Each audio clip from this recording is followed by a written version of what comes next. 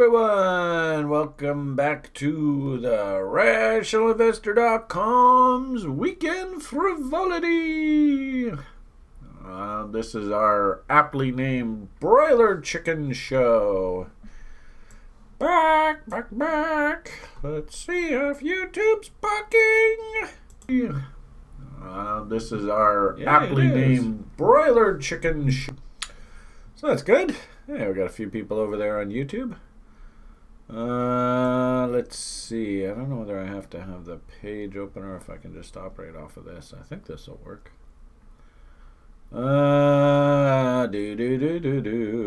Anyway, you can see we've got the dashboard up on the screen. Actually, dashboard's spitting out extremely bullish reading here. I got a funny feeling we just went through a big-ass consolidation. Now we're getting ready for another big push to the upside.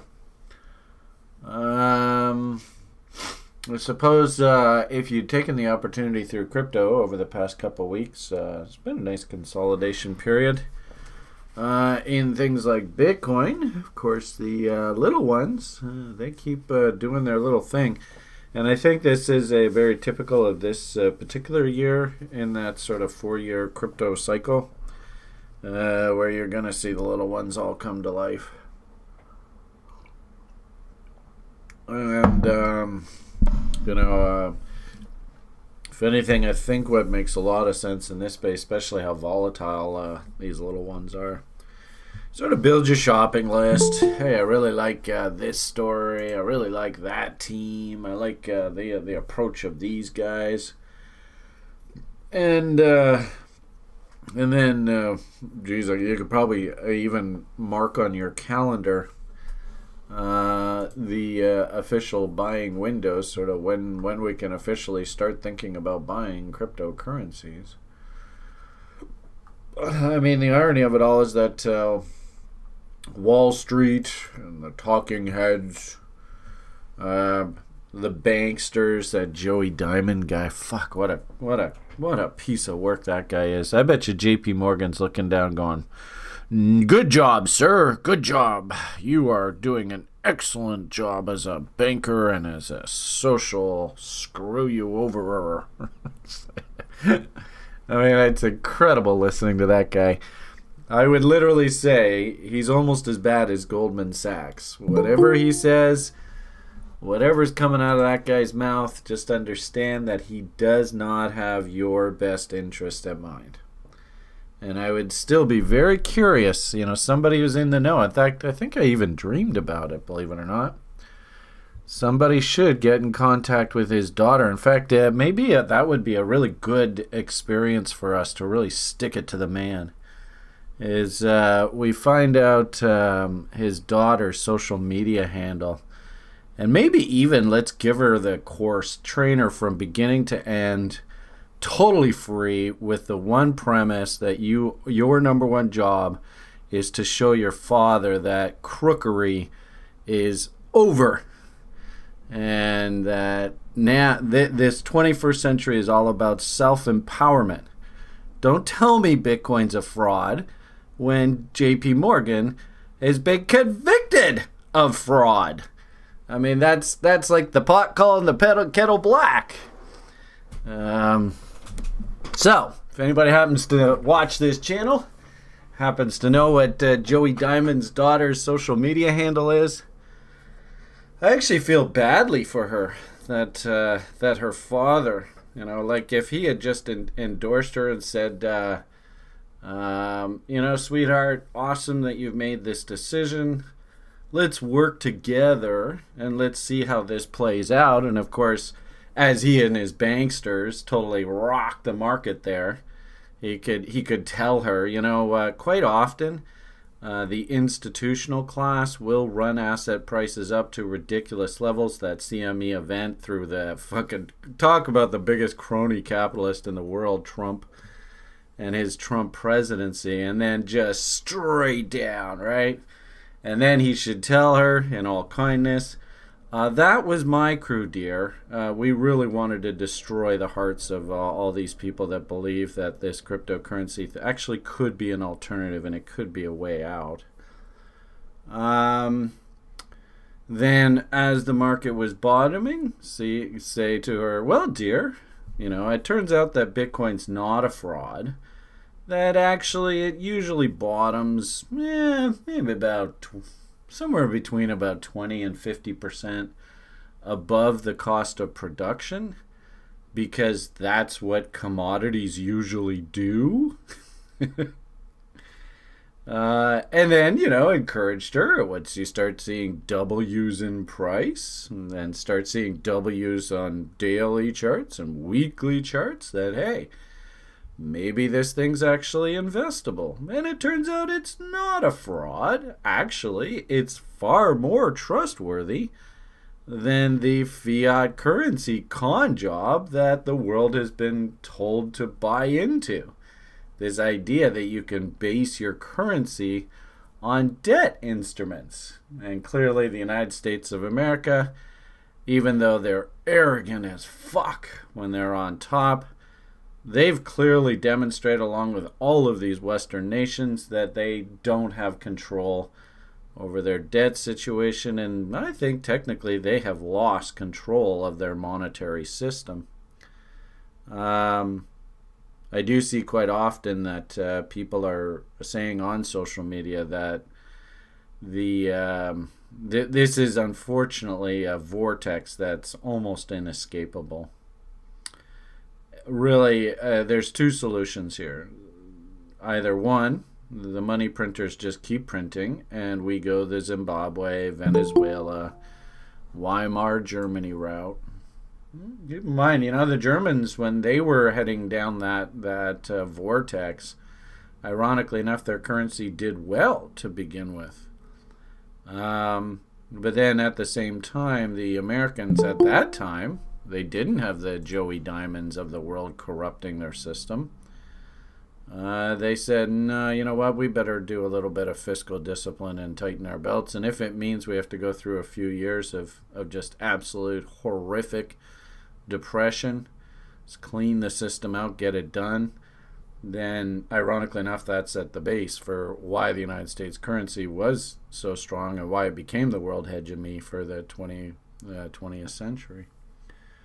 So here we are. We all know, as crypto enthusiasts, and the reason why I have on the screen that these years that end in 11s, 7s, 21s, it appears, the crypto market seems to enjoy a bit of an up market. Of course, history never repeats itself exactly. So my hunch is this will rhyme, but it won't look exactly the same. I think on balance, I get the distinct impression that we are coming up into a window here where the socialists are going to try and jam through as much spending as possible. They've got a somewhat friendly U.S. Congress, so now's about as good a time as any. And then once that midterm election comes around in a year or two, my hunch is that Congress goes back into the Republicans' hands because the American populace is not going to be happy with all the overt socialism. So this is the window. If Uncle Joe is going to jam through these over-the-top, blow out the budget, blow out deficit numbers, of course that makes the bankers super happy. They will then go and inflate the economy to 10 times whatever that new spending package is. And of course reserve lend against it. And in essence, I think that the bottom line here is you're just going to have to add a zero onto whatever you thought a half decent price was for anything. And that's the new world we live in. They just inflate the old debt away. Versus, you actually... Problem here, though, is that the United States government is so big. I mean, things like defense spending is like 30-40% of the budget, and of course, the Department of Defense in the United States is the biggest employer in the world. So technically, the United States is a socialist country, which I always find amusing. But what I think that really means is that has to go away. Just as when the Brits, they were politely told they were no longer the world superpower, their military budget went to almost nothing. And my hunch is that's the way the United States of America has got to go. So either A, we live in this hyperinflation world, and Joey Diamonds and stuff get away with this, and the banksters win, or B, the United States becomes a shadow of its former self. There's a wonderful scenario. I suppose the one thing that's been sort of keeping this whole game going is there hasn't been an alternative. If there had been an actual realistic alternative to the US dollar hegemony system, I don't think this would have gone on as long as it has. But anyway, can't write better fiction than reality. One might argue that maybe the alternative going forward are these cryptocurrencies, which is a very big change. I do hear that a lot of people are kind of like, well, don't fall behind the Chinese in this, and that you might get left behind kind of stuff. But I kind of like how the Fed's kind of like, we're going to take this really slowly because we only got one shot at this, and we better make it right versus wrong. So probably over the next couple of years, that's going to be sort of predominant debate. They might ramp these cryptocurrency prices up so high that they actually become center conversation in our society. And maybe even talk of, well, maybe we create some sort of hybrid, part fiat, part decentralized asset to back these worthless fiat currencies. I don't know. Tough to say. I suppose, they always say, careful what you wish for, you might just get it good and hard. Half of the reason why these people, Satoshi Nakamoto, if that is actually a person, but I think, I still believe from day one that there's one person behind all of this, and ironically enough, history probably won't even remember him as it. But I think George Bush Sr. is actually the one behind all of this. And when Ross Perot told him to fuck off there in 1996... I think he put a plan into place. I'm going to bring the United States of America down. And through his son and his buddies, Darth Cheney, and poor old Colin Powell, right? Totally blew his credibility on the international stage with one blatant lie. And such a great example of how these politicians just blatantly lie to get whatever the hell they want. And then... interestingly, the cascading effects of everything that Junior Bush put into power. I mean, the irony of it all is that we complain about the U.S. dollar hegemony and all that.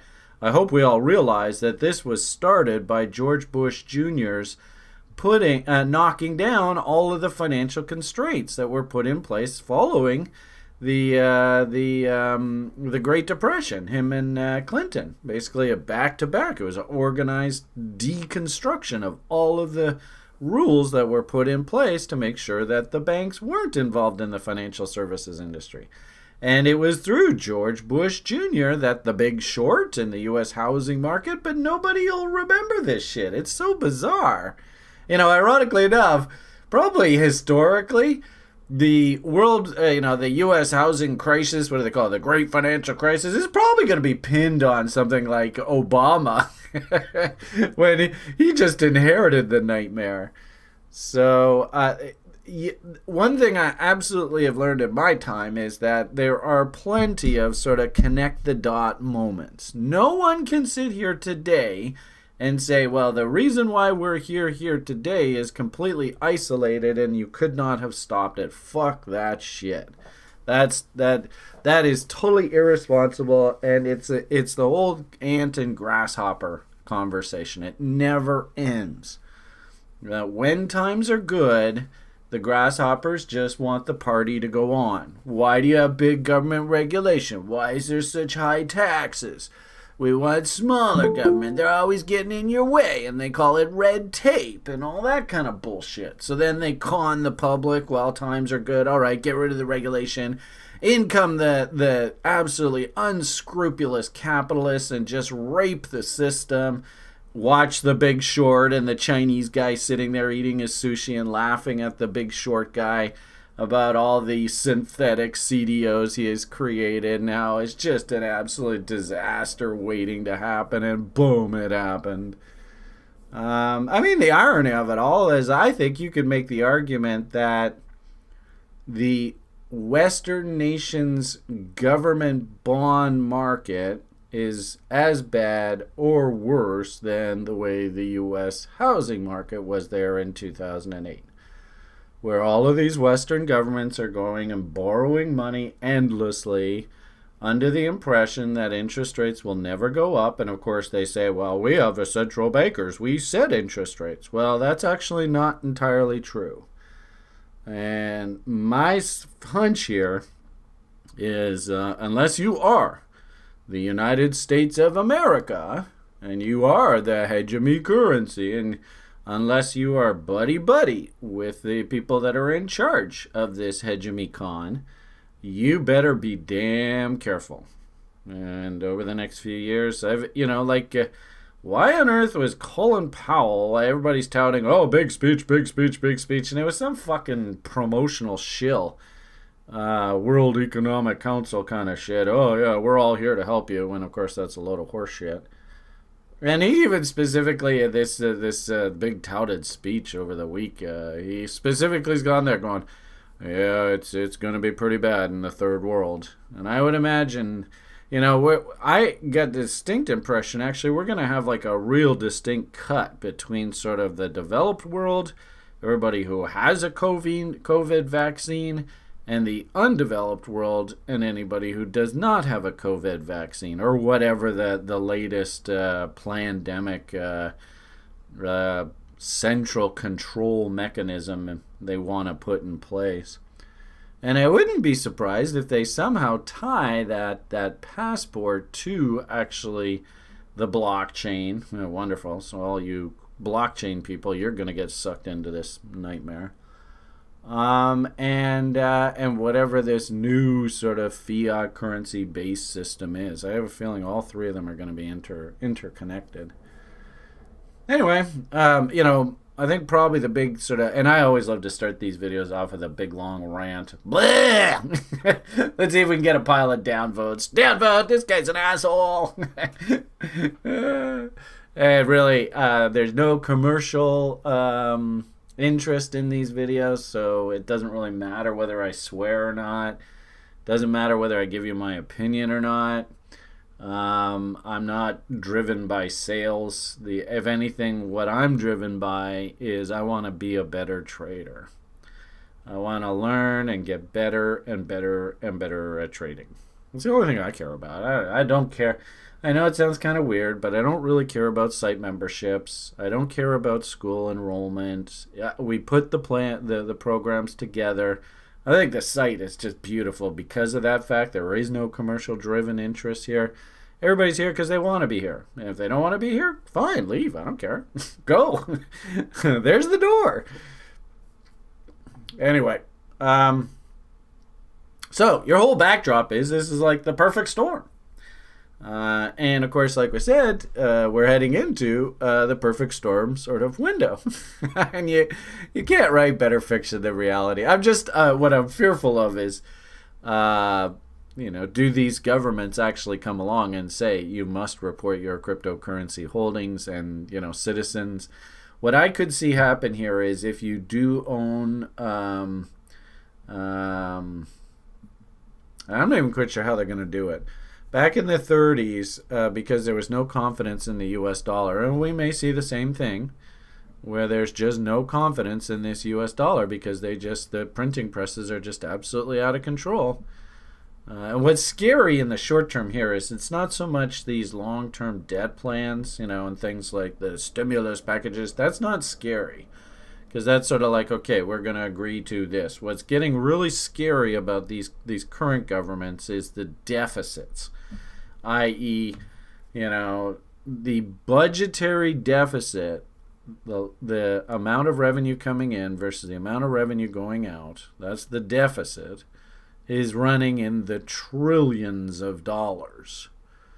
So, like I said earlier, the only way you're going to solve that is the United States military has to stop. They have to just seriously cut this military spending. It's not sustainable.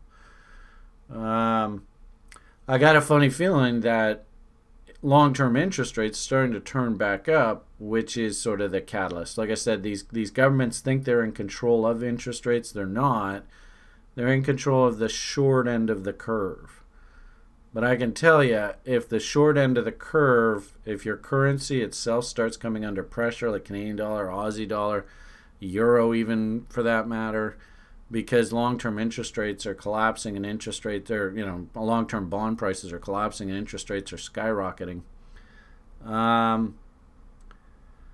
That would sort of be, I think, the sort of official end to this hegemony, and we know that the unwinding is happening. And ironically enough for us, it would actually be better, I think, in the long run. We just rip the bandage off, go through maybe about 4 or 5 years, kind of like what the United States, the way USSR collapsed, and all of the various components of the USSR all sort of reorganized themselves and started again. Believe it or not, actually, for all of us, that would actually probably be the best thing to happen. Unfortunately, what it would mean is probably chaos in Asia. I would imagine Japan's going to go on a massive militarization campaign to get back up to speed to fight the Chinese. I'm sure Taiwan's going to go into a bit of a mess there. Or Korea. I'm sure that's a hot spot. Oh boy, lots of stuff to worry about, eh? Anyway, bottom line here is, right, crypto, and specifically Bitcoin, I think it's a fantastic fear proxy. So, let's get ready for nuclear war, man. Fucking A! We were joking that maybe, Bitcoin's, $300,000-$400,000. Your loaf of bread's $50. Maybe that loaf of bread's going to be $1,000. Who knows? It's going to be an interesting year or two ahead of us. And the irony of it all is that, according to our long-term cycles, guys, and actually there's one image I've been sharing with the community of late, a stock market or sort of like growth regression projection that was done back in the 1820s or something. And it was calling for a peak into 2020, 2019, somewhere in that area, and then ultimately the trough in 2023. And I kind of like that thinking. I think 2022 could be an absolute nightmare year. I guess I don't have it on here. I thought I did. Anyway, yeah, we don't need to go into that. Okay, so rant, blah, blah, blah, waste of everybody's time. Wonderful backdrop and PMA for the win. Like I said, the good part about this for you guys, of course, is, whenever fear is injected into the market, that is going to put a bunch of volatility in price. So those people that are trading market volatility are probably making a bit of money here. There's probably nothing really to comment here. What would be something that would be worth commenting? Stock market? Yeah. It's interesting. This is actually probably an interesting analogy of our society right now. So we had seen all the big tech stocks were booming higher, big old double bottoms in Apple and stuff. We were sort of conjecturing, this is the first 2 weeks of this quarter. So what does that mean about money flows? And it was interesting. One stock was sort of sitting there going, what do I want to do? Do I want to participate? And I was just curious as to why Amazon wasn't charging higher with the rest of these guys. And I get the impression now that these big tech stocks are going to be like the General Motors, as in the oil companies and stuff of previous generations. So I was just curious as to why Amazon wasn't participating, but it turns out that Amazon, there was a big union vote in, I think, their Alabama facility. And interestingly enough, the union vote was voted down. I think it was something like, and actually it's interesting, if you look at the numbers themselves, they didn't really look statistically accurate. So I have a funny feeling a lot of people that were working there were just like, you know what, I need this job. I don't want to rock the boat. I'm not going to even touch that.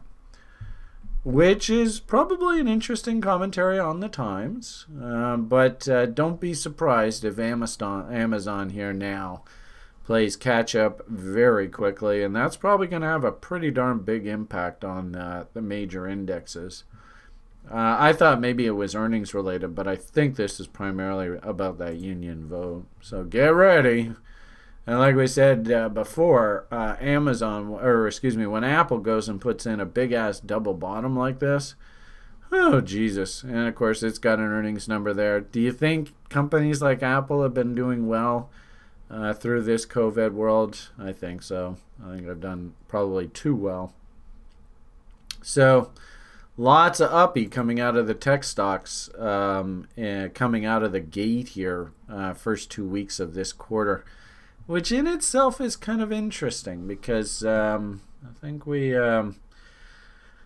were watching, first 2 weeks of the quarter is important to tell us what we sort of think about what the fund managers are thinking about money flows. And I noticed that energy just really hasn't done that well. Energy was very, very strong last quarter, which suggested that maybe there is right out of the gate. First 2 weeks of the last quarter, it was all about oil and energy and commodities and stuff. But you can see first week or so out of this quarter, I'm getting the distinct impression that the fund managers don't think that we're what's really interesting is what's the best way to show this to you? I guess we'll just pop over there. Be cool once Sjord settles down, if he ever does, and get all these tools on the site, because we should be able to build all these ourselves. Just never enough time, not enough resources. Right, so where are we here? March, so April, so there is Q1 so far. And this is really interesting because this part of the cycle was dramatically outperforming last quarter, right? As I showed you on that XLE chart. We're only 6 days into the report, so usually I like to say first 2 weeks. So, April 1st, 2nd, that was around that Easter holiday. So first week, do we go into options expiry here to see where the fund managers are really thinking about direction for this quarter?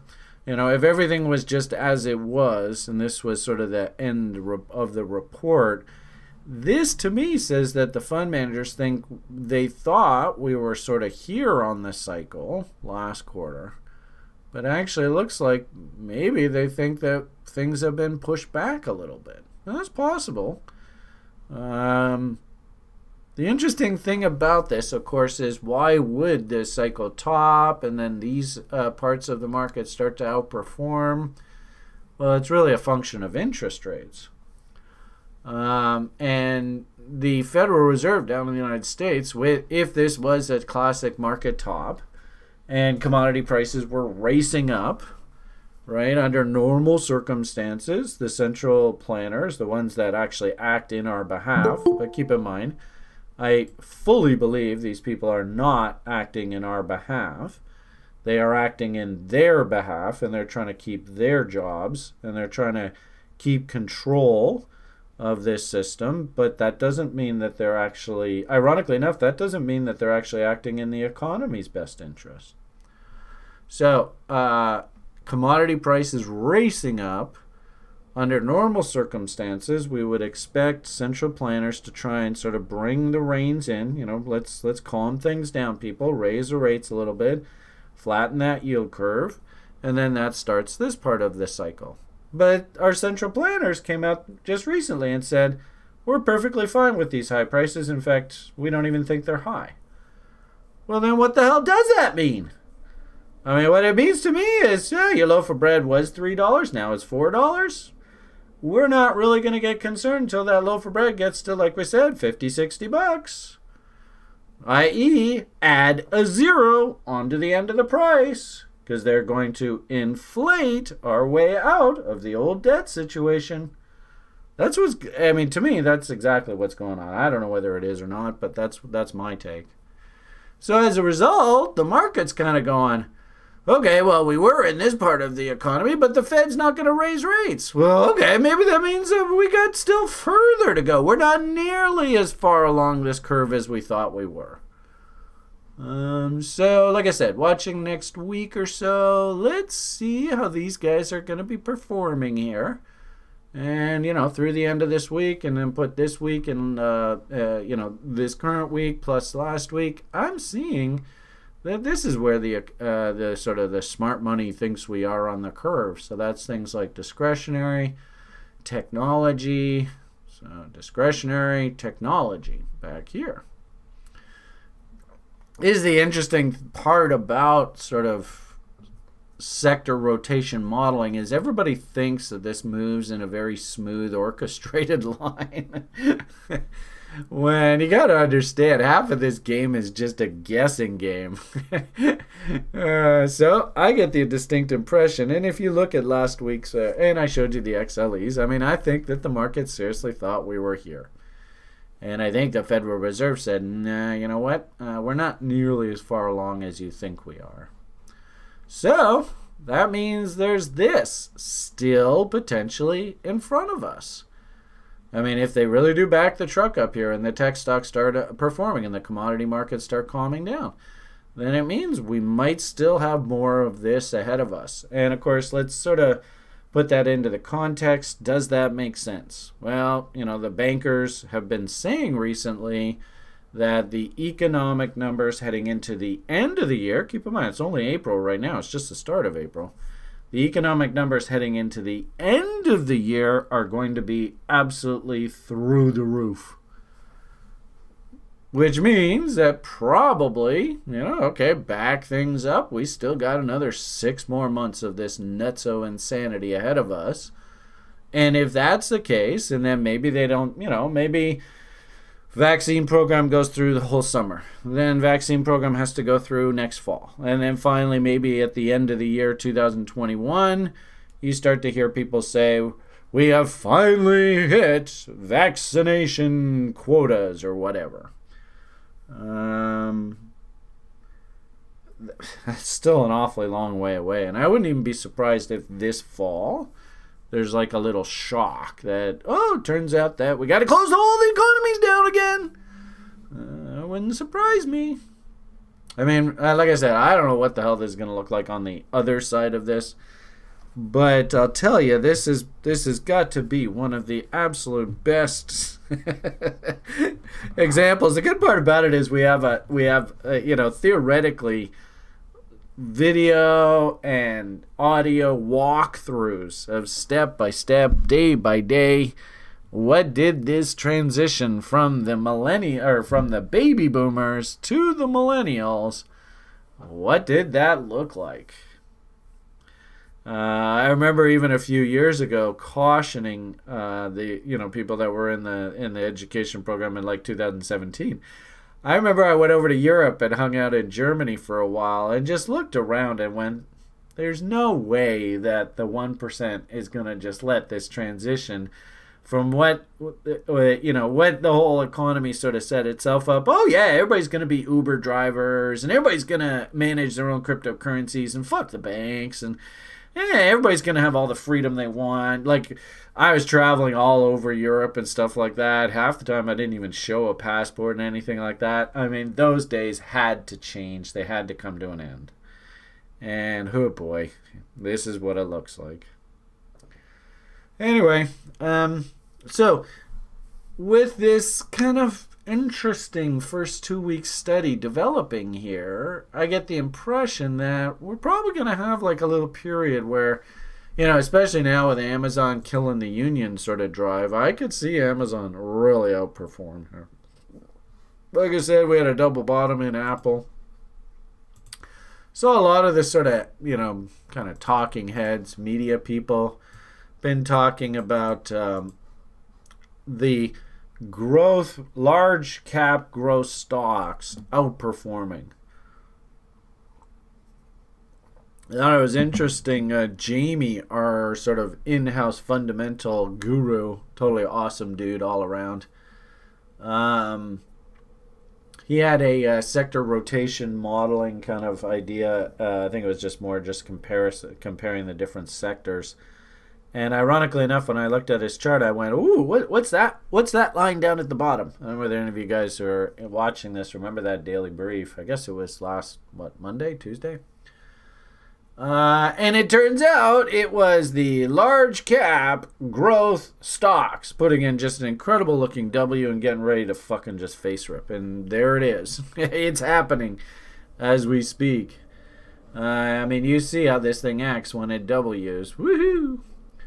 My hunch is, I suppose if we're drawing some trend lines, trying to figure out where support and resistance is, I get the impression that we're probably going to run into a bit of resistance against these kind of lines here. So I don't think, I wouldn't call this a buying window. That's probably your take profit window up in there.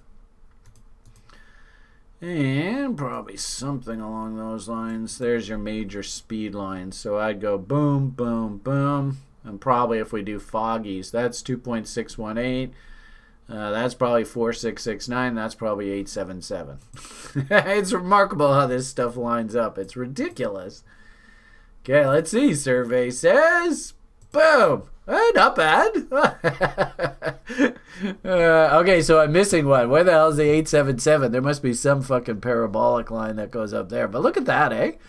So this original trend line resistance is your 2.618. 4.669. Look at that. That's crazy. So that's your next level.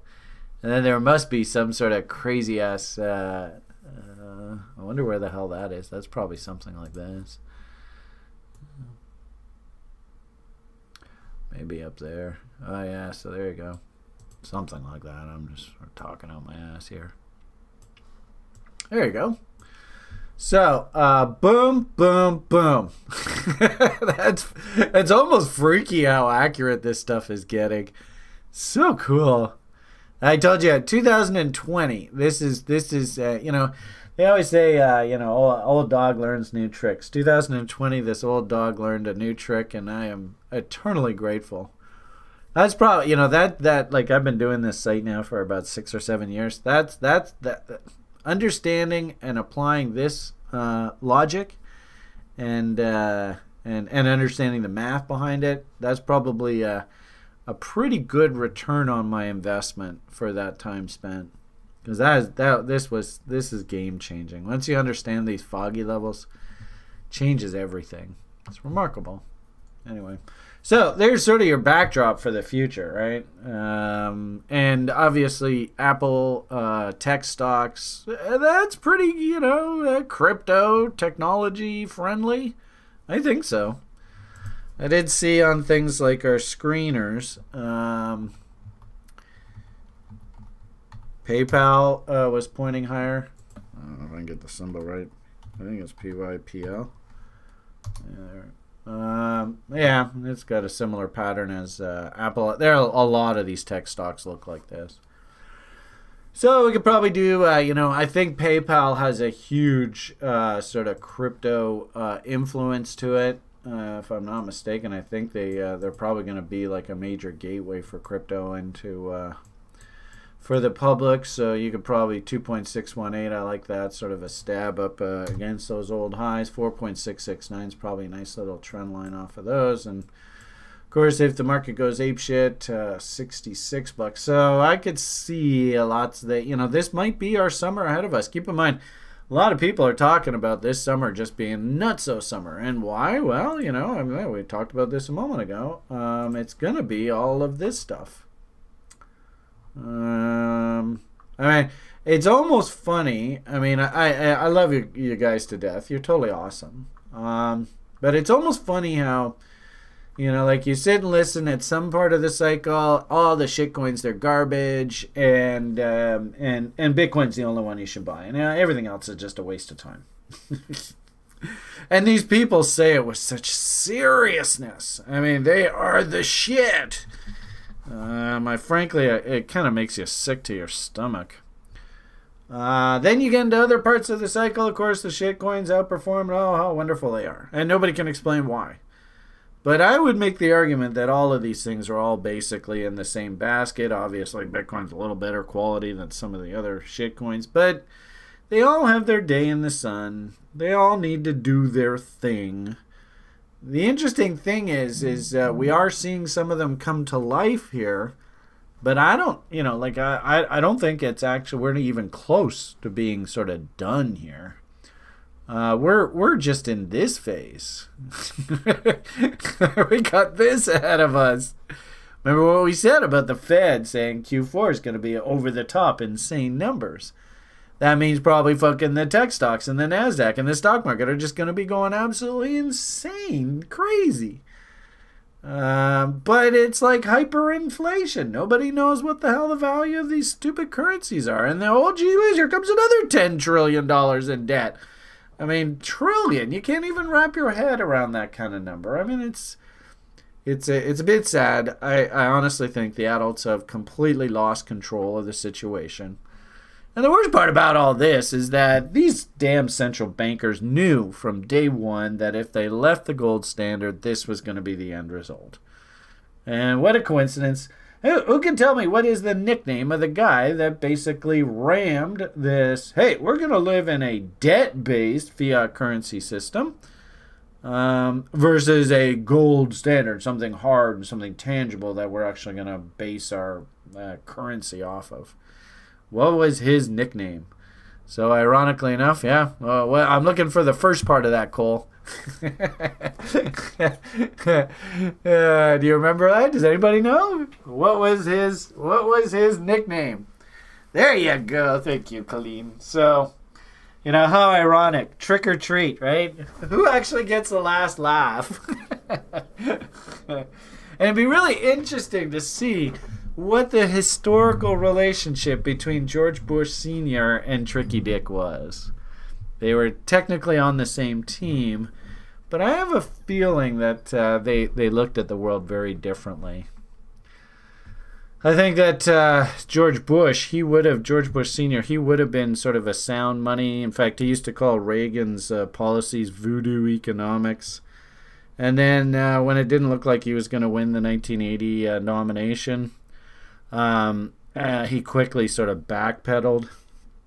But to get that Texas vote and the whatever northeastern vote from the Republicans that Bush could have garnered, Reagan sort of reached out to him and said, hey, I'll make you my vice president, but you got to get rid of these comments about voodoo economics. And then what's fascinating is George Bush Sr., typical politician, he was actually on air as saying, I never said anything about voodoo economics. He actually lied to the guy asking him the question, and it was caught on camera, him blatantly lying right to the public's face. So, what do we say about politicians? Hey, Joshua. Joshua, tell me, how do we tell if any of these democratically elected politicians are lying to us, the citizens? Theoretically, this is our country. Whatever the hell that means. How are we supposed to tell? How do we tell if they are lying to us? And this is terrible. What a terrible commentary about our society. So, I mean, can you listen to these guys, as they say?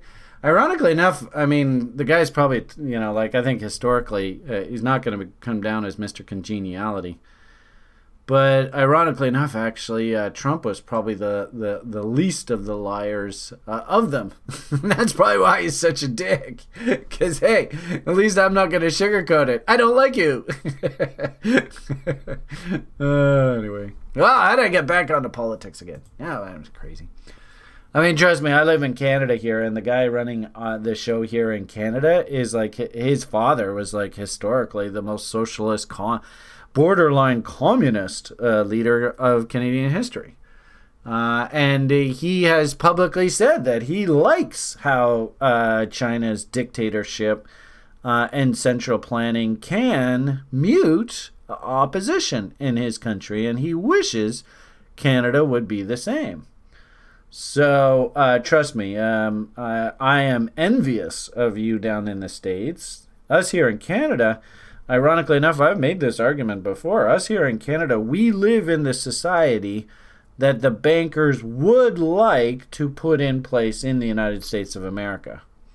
So, you look at Canada and you go, well, that's what the bankers would like to see. And I find it hilarious here in Canada. All of the banks had their big sort of AGMs, and their presidents were all speaking, and the public, you know what the statements these assholes are saying? They're saying the solution to the problem is we need more houses. Can you believe that? 2008 financial asset crisis didn't prove to you that there are plenty of houses out there. You do not need more houses. What you need is for all the bad debt from the previous generations to be written down. We don't need more housing. Just look out my window. This is comical what they're doing here. But again, how do you get out of having too much debt on the books? Well, just inflate your economy out of it. Think of it this way. If there was $1 million in debt, the whole economy, and, let's say a big portion of it is in housing mortgages, right? But $1 million, right? All debt. And let's say your GDP is $1 million. So in essence, your debt is equal to your GDP.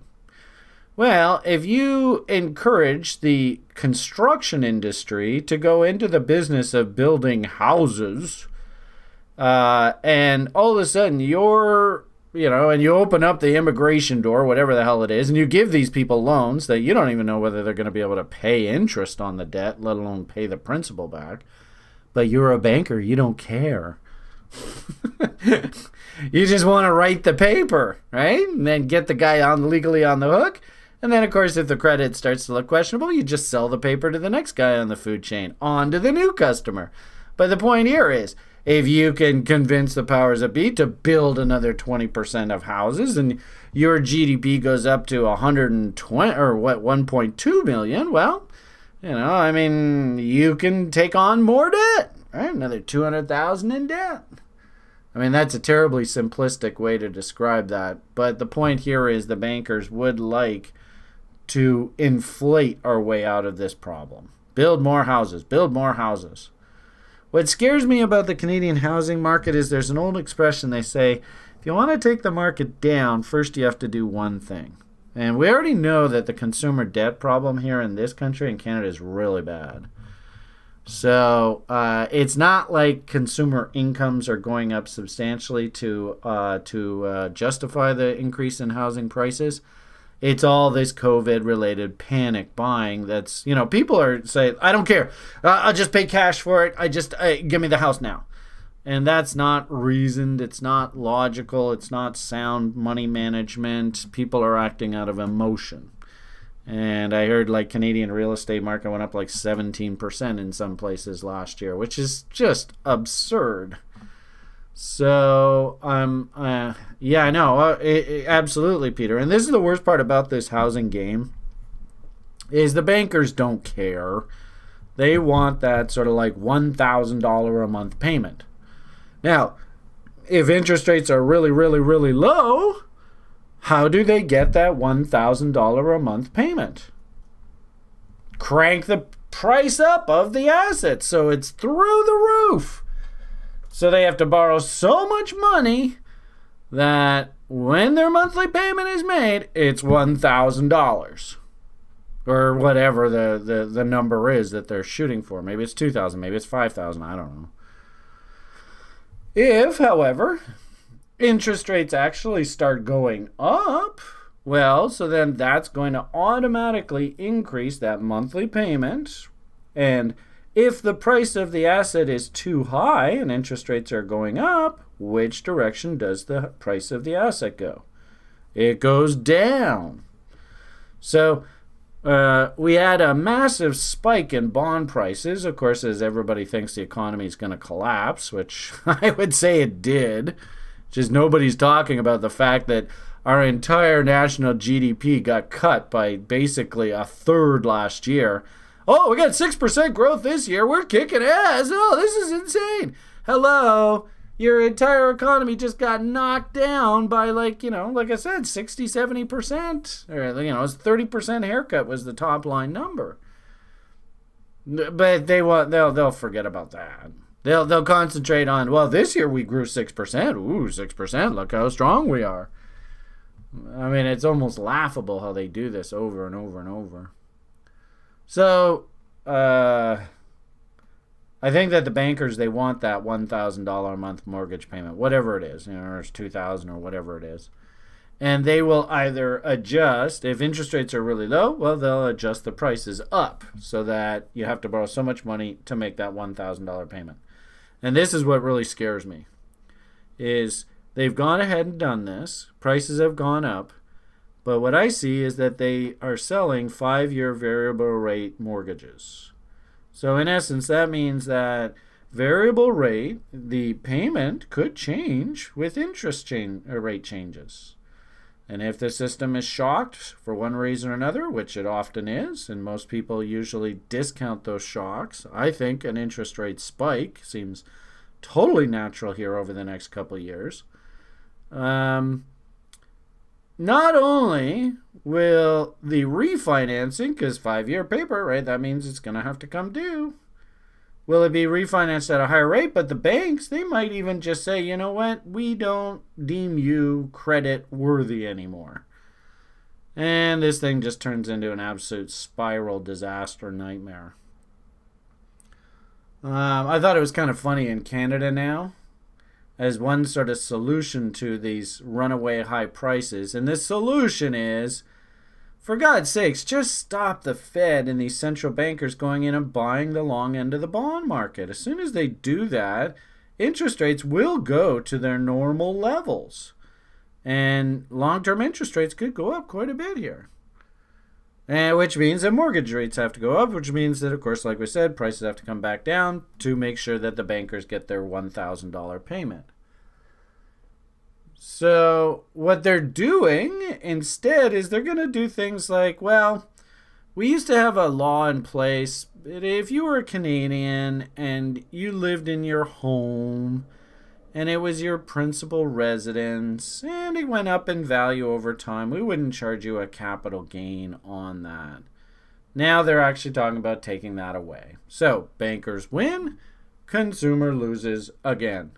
And the worst part about this is the only reason why these prices are going up, COVID panic buying, and all these fucking overseas non-Canadians pouring into our country and bidding up the price of real estate here. Because hell, hey, I could go to Canada and I could actually breathe the air outside my door. Why? Well, because it turns out there's people like Greta in this country that are forcing this country to try and be sort of environmentally friendly. And the country I come from, and they don't give a flying fuck about pollution. In fact, last year alone, one country brought on more CO2 coal-fired electrical generation plants than 50% of all of the Western production. One country, all coal-fired, CO2 producing, Greta hating electrical production. Guess which country that was? Do you think they give a flying fuck about Greta? They give more fucks about Winnie the Pooh than they give about Greta. So it's not really a fair playing field that we're working in here. So tilted. And it just doesn't seem to end. More rant. Sorry. Anyway, so business as usual. Probably a good idea to go buy some of your PayPal, your Bitcoin. We're heading into this parabolic event to the end of this year. It's going to be crazy, man. It's going to be absolutely insane. But oh well, enjoy the ride while it lasts. Talk a little technical analysis, I suppose. Oh, and by the way, why is Brian blabbing so much here today? Our education program is on exams right now. Congratulations, couple level 3ers just knocked the cover off the ball on their exams. Big shout out to Peter, got a 90 plus on his. Big shout out to Mike C. He got 90 plus. And the day that they write their exams and they get their finals, they're coming out going, God damn it, where's my veteran tag? I want that goddamn It's your get up. I don't care. You're giving me that goddamn veteran tag today. I love it. It means a lot to these people. That's great. That's fucking awesome, man. And of course, Kiran's got a whole bunch of new people in his day trading room. And a lot of them are a little bit shell-shocked right now, but that's awesome. Good job. And Colleen's giving shouts out to you people. So congratulations to level 3ers jumping through hoops. And I think Mike even said it's a pretty tough exam. So it's I don't make it easy on you guys. But level 1ers going through their introductory exam right now. Learning the process, building a trading plan. Strategic planning. Oh boy. I sure hope you guys appreciate Jupiter Saturn crosses now. Thank heavens we don't got another one of these for another 20 years. Level 2ers, Ryan's just worked with you, so would love to see you all in the level 3 to get your veteran tag, so good luck on your exams. So a little bit more, I suppose, ranty here today. My apologies, everyone. Terrible attitude. The sad thing is, why is Brian's attitude why is Brian's attitude poor here? I think that the biggest beef that I have is that I was born in 1970, which means I went through the whole fucking educational program of the Cold War, buying into this idea that, theoretically these politicians have our best interests in mind. Haha, good one, Brian. Then I went through sort of the collapse of the Soviet Union and how we were vindicated that we had won and that all of the sacrifices and stuff that we put in place were worth it. And then, through the latter part of the 1990s, I watched the capitalists just gut the system. They won the Cold War, and now they're starting to take profits. And I saw the banksters who, when I first got into the industry, there were major barriers for them not to be in the securities industry. They were supposed to be the bankers, and they were supposed to just concentrate on banking and lending money to the housing market. House prices themselves were very stable. We had relatively stable price pressures in our society. And like I said, the end of the Cold War, I literally watched year after year after year after year after year, these capitalists just gut the system, to the point where it's hollow now. Everything is completely hollowed out. Those fuckers have literally just, it's like the cantaloupe scoops. And they've just gone in, and year after year, they've just continually gutted the system. And now, yes, you look, you see, oh, there's a cantaloupe. But you knock on the outside of the cantaloupe, and it's hollow. And it turns out that shell that looks really firm is like paper thin. And there's nothing inside it. That is basically why I'm so angry right now. It's really not fair. I mean, that's the bottom line. It's not fair to all of us. How do these people do this? How did they get away with it? And like I said, I watched year after year after year, one big tax break after another big tax break, after another big interest rate cut, after another big quantitative easing, after another, CDO running rampant. I mean, it just went on and on and on and on and on. Sad. So that's why I'm a bit bitter. Didn't have to be this way, folks. I can tell you. Sure hope these kind of videos and this message lasts, the next 80 years. I suppose the next time this shit'll happen will be, we can even tell you, it will be right around the year 2100. That will be the next big societal reset. Maybe, and I suppose, I don't know, when does Bitcoin stop happening? Isn't it like 2146 or something like that that we finally come to the end of the happening? But to be perfectly honest with you, it's criminal. It is outright criminal what has been done. And the sad part about it is nobody will be held to account.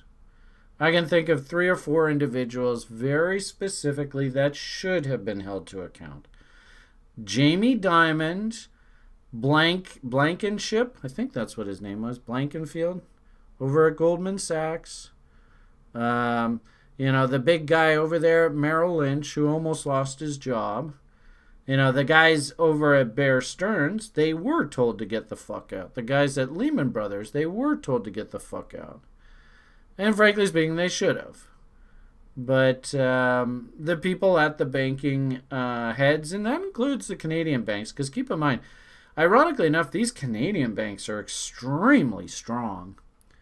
They're just as culpable in all of this. Just as culpable, in my opinion. And no business being in the securities business whatsoever.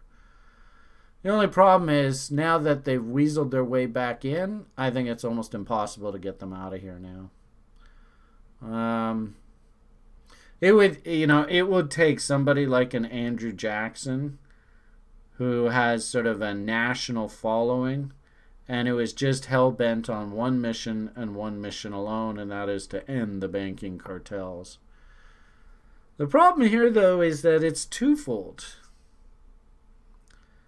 We as a society, we have to take some responsibility for this. Why do we keep electing these politicians that keep lying to us?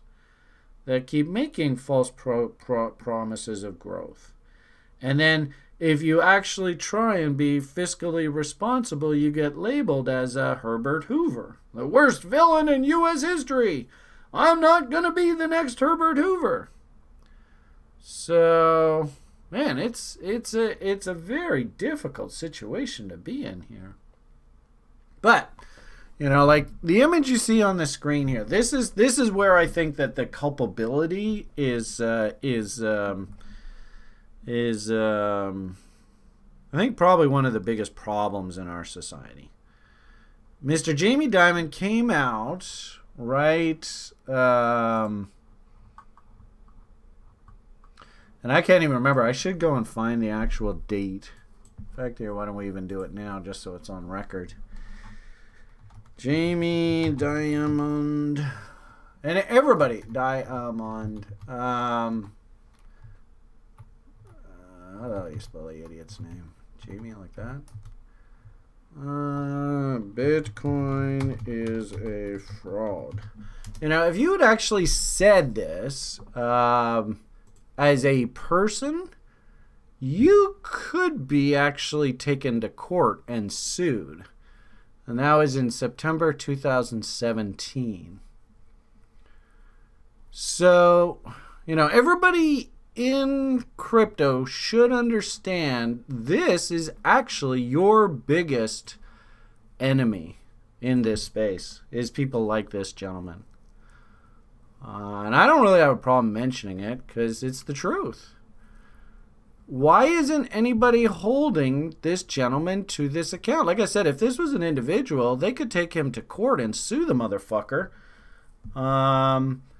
you know, what do you call that? Defamation of character.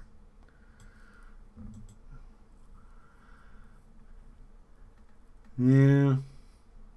So, you know, just so that we're perfectly clear, these people are not your friends, and they're not working on your behalf.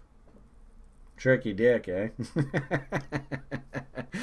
Maybe we should change his name to Tricky Dick. that'll be our that'll be our secret name for him. So, I mean, somebody go and look and tell me, what was the price of Bitcoin on September 12th, 2017? I don't think it was anywhere near where we are now. Is it? Maybe even like 1/10 the price. And more importantly, and this is where it gets really disturbing, was that he got very angry at his daughter for buying Bitcoin.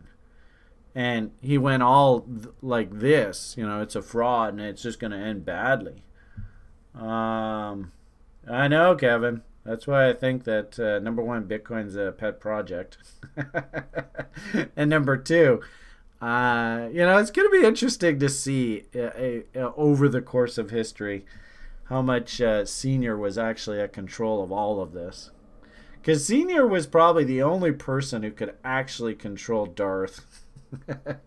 I don't think anybody else could have controlled Darth. Is you trash talk an asset, it's cool. If you talk it up, it's market manipulation. I know, what a joke, eh? So, I mean, we should all understand this. I mean, just for fun, where was Bitcoin's price on September 17th, 2017? That was right September, October. So I guess that was right in here. Wow. So right there. So $4,000. I mean, like I think I started the video off like we should contact her and just say, you know what? Why don't we give you a little different perspective that's not totally of the school of fuck the public over? You know? Maybe teach you how to trade so you don't have to listen to your old man. Because clearly he's either blatantly lying, which is sad. I mean, to your own fucking daughter's face. Terrible. Or he doesn't know what the hell he's talking about. And clearly, I don't think... He's a very, very intelligent individual, so I don't think it's the latter. But unfortunately, in this world, people really don't seem to have a problem lying to other humans. And I never understood this. Like, my old man, he was in politics. And I don't know what it is. When I was growing up, it's a weird thing with me. And I don't know what it is, but I just assume people tell the truth. Like, I don't assume that someone just starts a conversation lying to me. And everybody I've ever worked with at TRI, I always say you have the 3 strikes rule. As soon as you strike out, third strike, I've lost all confidence in you. But I will give you the benefit of the doubt, and that's probably a shortfalling of mine. But my old man, he used to always assume, assume that they're lying to you, and then they actually have to prove to you that they're telling the truth. Which I think is a terrible way to live life. I mean, maybe that's the case. Maybe most of the time most people are just lying to me and I just assume that they want to be truthful. You know, it's funny, the Canadian brokerage industry, I had the designation Fellow of the Canadian Securities Institute, which was an ethics designation, which, you look back at the securities industry and all the crookery that goes on it, it's almost laughable. They call themselves a self-regulated organization, because they don't want the actual real police to come in and see how bad the crookery is. So they create things like ethics designations. Oh, well, we'll make all our, they called them registered representatives back in those days, jump through these ethics hoops and see how ethical we are. We wouldn't screw you over. Fiduciary responsibility. But it turns out it's all just a big fucking fraud. I mean, that was half the reason why I left the brokerage industry was... I actually saw that the brokers themselves were now turning into a revenue stream for the regulators. And they would do things like continuing education requirements. What a joke. I sat there in 2007. I mean, you want to see a joke, an absolute joke of the fucking regulators? I had to sit in 2007, and I learned from Mr. Market, and I learned from old gnarly traders that have been around for 100 years. And so I used to trade copper futures all through the 90s. And we used to always say $1.25 copper was expensive and 65-cent copper was cheap. So here we are. They ramped this thing up. Gee whiz, was there something that happened here on the world stage? Right through here? Wow, yeah, it turns out there was the Chinese Summer Olympics in typical Chinese fashion. Look at what they do as soon as they finish any event. And trust me, they are historically known for this. Literally, they just pulled the floor out from underneath the carpet from underneath the market. I mean, that's so typical Chinese. In 2024, 2025, get ready for it. I think that's what's coming out of there without Belt and Road nonsense. So I had to sit there in 2007, 2008. I had to pay some fucking idiot at the, what the hell was he? He was like the Chartered Geological Society of Canada telling us about mining companies and how he could justify fundamentally $4 a pound copper. I mean, I had to pay this fucker for this. What I knew is total nonsense. And sure enough, you tell me, was that a good idea? I mean, the irony of it all is if you bought $4 copper here with 2007, 2008 dollars, do you think it's the same dollars as $4 a copper here? Maybe I should show you this picture. I mean, oh, beast, Brian's ranting today. This is actually what the real value of copper is. There's your $4 copper 2007, 2008, and in quantitative easing term, there is the value of copper today. Oh, no. Well, I was hoping that they were going to cancel those stupid Olympics. Are they still going to go ahead with that bullshit? Totally. Estes? I don't know. I mean, it's the biggest con you've ever seen. If anything, you want to know what the one growth industry has been through my generation? One industry and one industry only. It's the industry of government. Everything about government has grown literally at double digits. And you want to see something shocking now? I mean, this talk about unsustainability, right? How are we going to say this? Canadian government as portion of GDP. I don't even know if it'll have it. But it's getting absolutely out of control. If we consider total spending, government in Canada is 44% of GDP. What the fuck? These people don't do anything. They don't make anything. They are funded by the production and growth of the economy. So how can these guys be funded out of... It doesn't make any sense. Shit. This is a one-way ticket to Disasterville. It doesn't make any sense. This is supposed to be funded out of taxes and revenue coming in from taxing the regular economy. But it's 44% of the economy. And oh, by the way, how do we define a bubble in an economy? Does anybody know? Hint, hint, hint. Go look at the size of Nortel Networks in 2000 and tell me whether that was a bubble in the Canadian economy in the year 2000. I mean, this is incredible. It's absolutely incredible. The magic number, thank you, Cole, if any of you on YouTube care, is 33%. If any one particular sector in the economy gets to more than 33% of the economy, it is officially a bubble. So we have gone beyond that 33 now. And the worst part about this is government doesn't do anything. They don't make anything. So where is this money coming from? It doesn't make any sense. It's nuts. It doesn't. It's absolutely mind-boggling. It's crazy.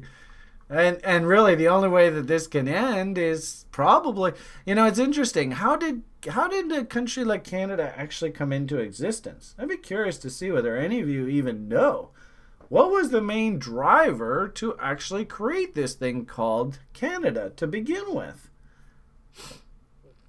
Because keep in mind, like 150 years ago, there was no such thing as Canada. That didn't exist. Actually, I did a fairly lengthy thesis in university on the history of Canada. And the Canadians themselves were scared shitless when the United States finished their Civil War. And, of course, they kicked the bankers out. And the Americans kind of wanted revenge for 1812.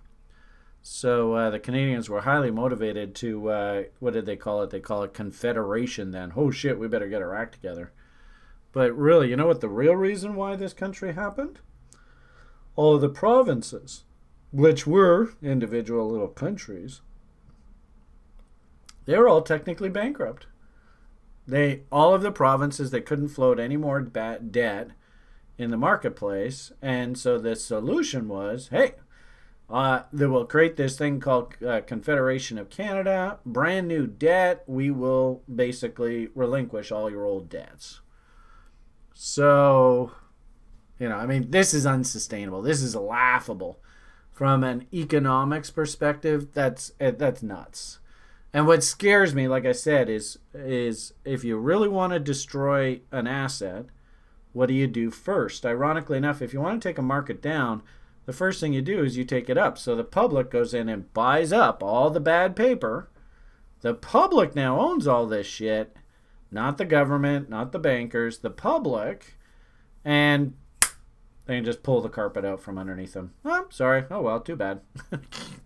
But this is nuts. This is absolutely ridiculous how bad this is getting. Oh, well, they always say a market can remain illogical far longer than anyone can remain solvent. And to a certain degree, it does. It's interesting how I had this in the background. It does explain this. Really, I might argue that this is nothing more than the public has kind of lost faith in the governments. They've lost faith in these in these debt instruments. They've lost faith in the leadership of these democratically elected politicians that continually keep lying to us. And they're trying to find alternatives. And you have something like Bitcoin that, to all intents and purposes, this kind of growth is insane. I sure hope Dav still held on to some of his coins that he mined way back here.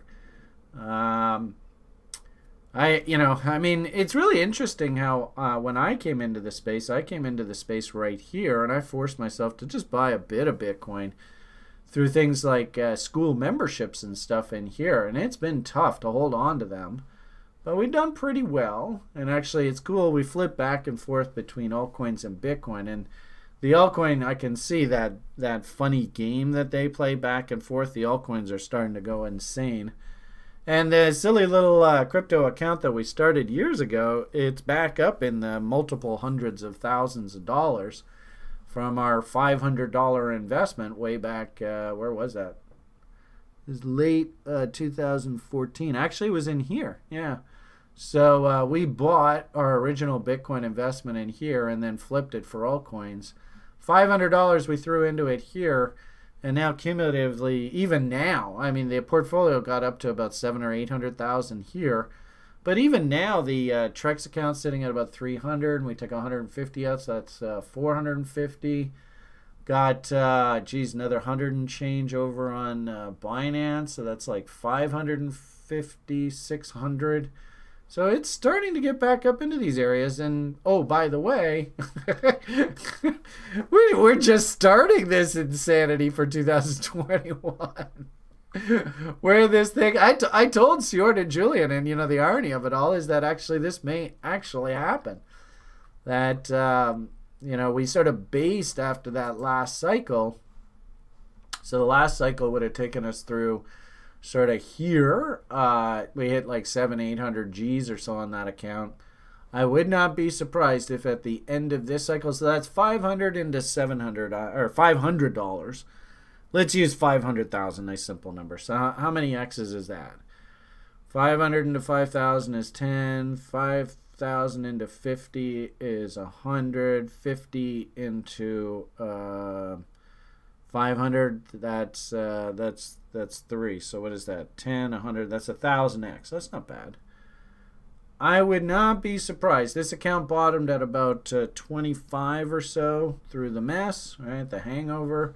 Through here, I wouldn't be surprised. So 25, 250, 2.5. Yeah, but this could get up to about $10-20 million at the end. The problem here, of course, is are you going to be able to pick that top instantly, perfectly? Probably not.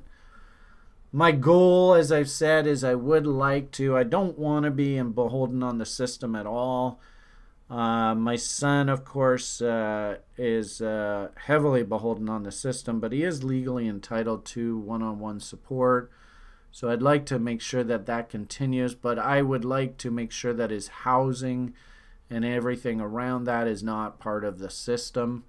So my big goal personally is I would like to go and pick up a little house for him through the end of this year, beginning of next year. So I'm going to be taking some profits.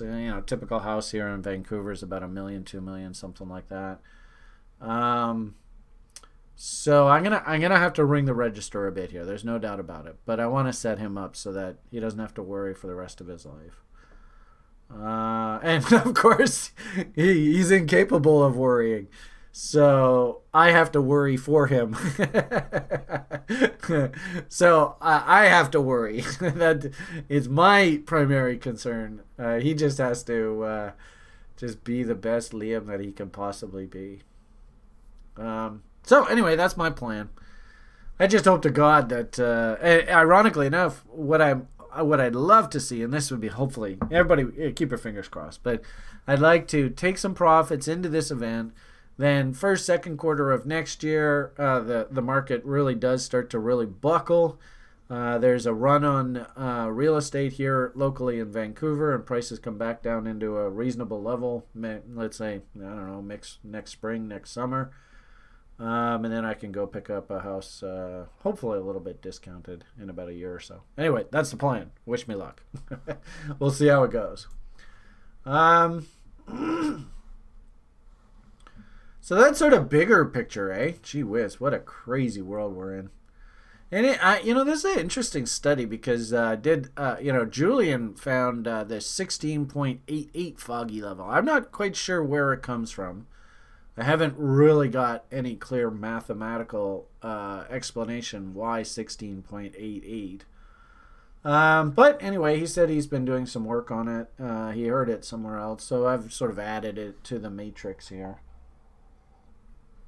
You find a lot of really interesting sort of correlations.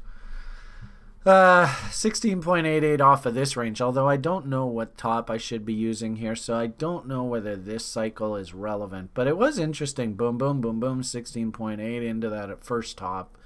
That was at $1,100-$1,200. Then the correction, my current rage quit, all that kind of stuff. Set up the original base. Like I said, this is where I first came into this space. Which setups at 17.2 is 688. Of course, we got up into 20. So then we consolidated again. I have to say, man, this market is acting at a very. I have to say, this is like borderline, almost predictable. it's scary because capitalism's not supposed to be this predictable. This market's supposed to be random walk. I mean, but if it's this predictable, fuck me. Anyway, point of the matter here is, remember we had, now, isn't Kavarkinator looking like just an absolute god coming in here and stepping in right through that dip, his 88.6 level. There's a bunch of TRIers that did this trade. I always love to point out Kavar because he's such an awesome guy. But I was so proud of him and anybody else at TRI that stepped in last March. That was a tough buy, but it was absolutely textbook, everything that we teach at the site. Of course, when we start pressing back up against these highs, that's when I have to start losing my sort of enthusiasm. Are you chasing? Is this good risk management? So as a result, I sort of tell people, well, I don't really like the idea of you buying through here, and you end up missing huge rallies. I do understand that. That is sort of a failing on my part. But you have to understand that I'm a risk-first approach kind of guy. So I have a very hard time coming in, even right now, and telling somebody who just, walking off the street, Brian, what is this a good investment idea? To me, that's extremely risky. I mean, you don't know. Maybe we're going to do a pink line and then work our way back down here. You don't know. I mean, if you're telling me you know the future and you put it in writing, and if you're wrong, then I can take you to court and I can sue you, and you will have to pay out based on what your prediction was. Okay, I'll buy that. But unless you're absolutely going to guarantee it, don't come to me with predictions, because predictions are a waste of time. Everybody's got an opinion, just like something else on their anatomy, and half the time they stink just as bad. So, I have to look at this from a risk-first approach, and I mean, the irony of it all is, I actually think this is a coin toss. We could very easily head up. We could very easily head down. Total coin toss. And I don't invest in coin tosses, right? I only buy stuff where I know that the odds are distinctly in my favor if I'm going to pull the trigger. So, it's a beautiful image. I'll tell you that much. I even tweeted it out. Like, I don't know whether this is of any value to you or not, but it is interesting how there's a number of sort of little things that are kind of lining up that suggest this isn't such a bad sort of forecast. So as we sort of walk through 16.88, seem to be pretty popular levels here. So I did notice 16.88 off of this consolidation takes us up to 170. And 16.88 off of this consolidation takes us up to 283. Also notice too, that would be a tag of our top line, kind of boom, boom. We never did get up here, boom there, but boom. And maybe 4 year, 4 year, 4 year. I don't know. Maybe there's something workable there.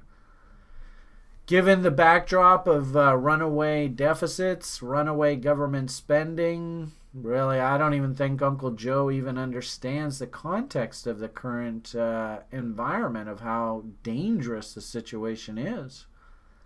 I get the impression Uncle Joe is still kind of living back in that 1960s, 1970s environment where that was actually under the premise of the Cold War. That was under the premise of, billions of people on the planet were locked away in this sort of anti-West, but more importantly, just incredible state of poverty. And the world was very locked in place. So things like the population pool of laborers was very rigid. So as a result, if companies wanted to tap into that labor pool because it was relatively limited supply, well, they were going to have to pay more money. I.e. that worry that central bankers have now about inflation, which really is not even remotely similar to our world now. So it's interesting how Amazon just had that union vote and the union vote failed. Under Joe Biden's world, I'm sure he's sitting there scratching his head going, this doesn't make sense. Why wouldn't these people unionize? Well, Joe, number one, what is Amazon? What do they represent? Is your job at Amazon, if you unionize, is it in jeopardy of becoming a robot's job? Potentially. Are the people at Amazon that have the jobs now, are they thankful that they even have a job at all? It's not like the labor supply is really tight and labor can dictate its own terms. So, I don't know whether Joe understands. And then, like I said, you got how many billions of people are there over there in China and India, where they would be happy to do a job at Amazon and get paid maybe 1/10 the wage that the Amazon worker's making here in North America. So I don't know whether Joe really understands. And because a lot of these politicians are kind of like they're half dead, they're so old, it's remarkable down in the States, they're all living in a world of last century. They're all thinking of sort of supply and demand, way and means and stuff based on last century, probably based even on things like the Cold War metrics. They don't understand that, sadly, if I understand it correctly, there's just too many damn humans on this planet. And if there's too many damn humans, then are the humans going to be able to demand, especially if you're not very skilled? If you're coming from a very low education base, are you going to be able to demand, higher wages, better living conditions? No.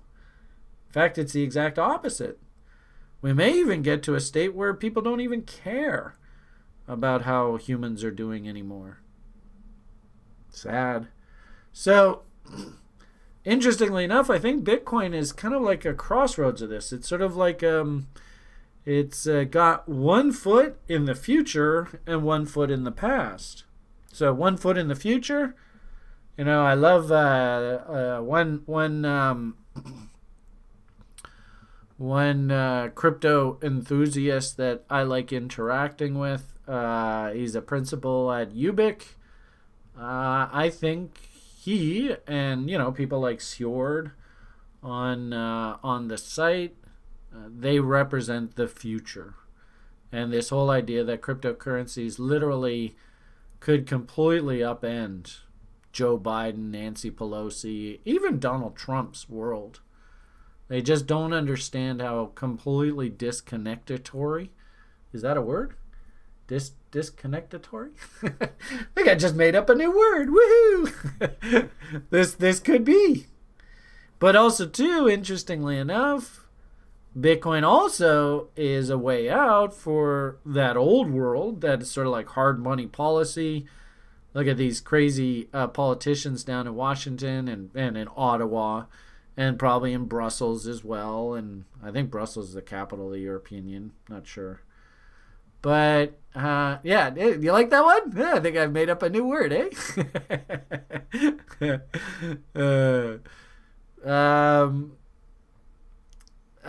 Bitcoin, for them, I think, does actually represent, hey, you know what? This actually might be a way for us to hard money our way out of this problem. So, fascinating. Bitcoin's got, and I've stated this publicly as I've watched this cryptocurrency story evolve. How does cryptocurrency play out? That last cycle from 2000 to 2020 was what I would like to call a fear cycle. It was all about the baby boomers heading into retirement, leaving the economy, major holes in the economy. How are they going to get filled? Usually they get filled by higher commodity prices, a flight to hard assets, and the stock market unwinds as the growth comes out of the economy. Of course, the central planners have completely bastardized this currency unit that we use to value all of these assets. So as a result, that's heading down this conversation, right? And I often talk to you guys about this. It's so sad. And I mean, talk about a total FU to the public. This is the headline number that you see out of the newspaper. And if we take into account currency dilution, M2 money supply, this is actually the real image. But what's fascinating about this is you can see that this image and this image are starting to look almost exactly the same. Why? Because the central planners went, oh shit, a lot of people are actually paying attention to the fact that we're diluting the shit out of the currency and basically making the prices worthless. We better go and stop reporting these numbers. Can you believe that? What an insult. So as a result, this isn't accurate anymore. It's actually moving basically in lockstep right now. But this is not moving up as dramatically as you see it is. It's kind of just chugging along here.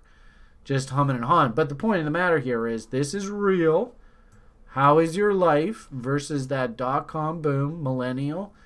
And here really you can see this is as good as it got for our Western society. This was the top.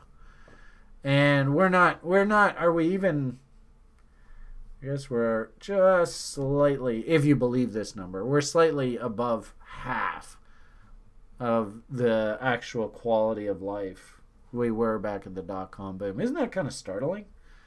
We're about half of the standard of living. So everything you thought about how wonderful life was at the dot-com boom, turn of the century, well, our lives are about half as good now. And actually, that makes sense. If that's even at that it may not even be half. But that's kind of, this is real. This is bullshit. Anyway, what else can we talk about here today? So, the problem is that this is one of these real studies. So, what's really interesting is real. We might find that Bitcoin actually, it does something like this if we look at it versus M2, but versus real, Bitcoin will hit $100,000, $200,000, $300,000. The crime. When you see this kind of image, you see how blatantly criminal this is. And yet there is nothing us in the public can do about this. Other than, let's point out to the central planners, we see the crime. Mr. Powell, Miss Grandma, what the hell's Grandma's name? When they're yelling, you should be selling, right? Miss Yellen, Mr. Powell, Mr. Bernanke, and of course, Mr. Greenspan, we see your crime. And hopefully history remembers your crime. This is a crime, what you are doing. Problem here, though, is anybody going to be held to account? I doubt it. Oh, well, what can you do? The irony of it all is that even Mr. Greenspan back in the 70s said, well, you're going to have your wealth confiscated through inflation. He even publicly said it. And yet everybody's like, well, no, you don't know what you're talking about. Oh, well. Okay, so what can we talk about? This is an interesting image, but, and I don't see anything changing here. If for some reason everybody got religion and okay, you know what, we're gonna become fiscally sound, we'll have to go through a period of austerity. We'd probably see the stock markets all calm down for a few years, and the capitalists will be moaning and complaining about lower equity prices, but I don't see any of that kind of talk right now. And usually governments are slow as molasses. So what I see happening right now is they were very slow to react to COVID. Hell, the leader of the government down in the United States this time last year was kind of like, well, it's no big deal, it's no big deal, it's no big deal. So we are now at the point where the governments are like, okay, it is a big deal. And they might get actually quite Nazi-esque about this. Don't kid yourself, people. I mean, governments, and you know what's so bizarre is humans become mindless drones when the people that write their paychecks tell them to think one way or the other. How did Nazi Germany last as long as it did? Well, the simple solution, or the answer is, the people that got checks every month that had the Nazi party written across the top of it, or brought to you by your friendly Nazi government, well, they were the authority. They told you what to think. So after the war, people go, how could you possibly support the Nazi government? And of course, any supporters, they got, vilified. But the bottom line is that they didn't really have any choice.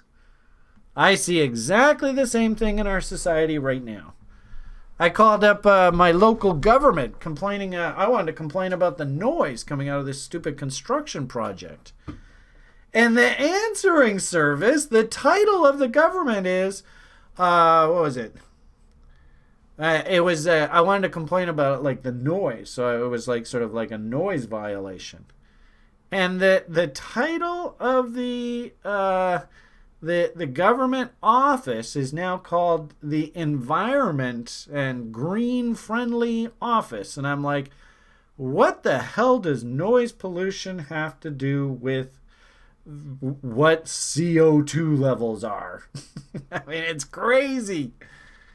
So sadly, governments are going to act in especially government workers. Like, it's funny, you drive out in the streets, people are driving in a car by themselves with a mask on. That makes no sense to me whatsoever. It made no sense a year ago. It makes no sense to me today. But they have been told by their governments, you must always have a mask on. Even if you're in the shower masturbating, you must have a mask on. And sure enough, I was checking out my next door neighbor. She was masturbating and she had her mask on. No! I'm just kidding. Well, hey, I could have said he was masturbating. That would have been worse, eh? But he did have a mask on, so what the hell? All right, just seeing if you guys are paying attention. If anything, what I think needs to happen here is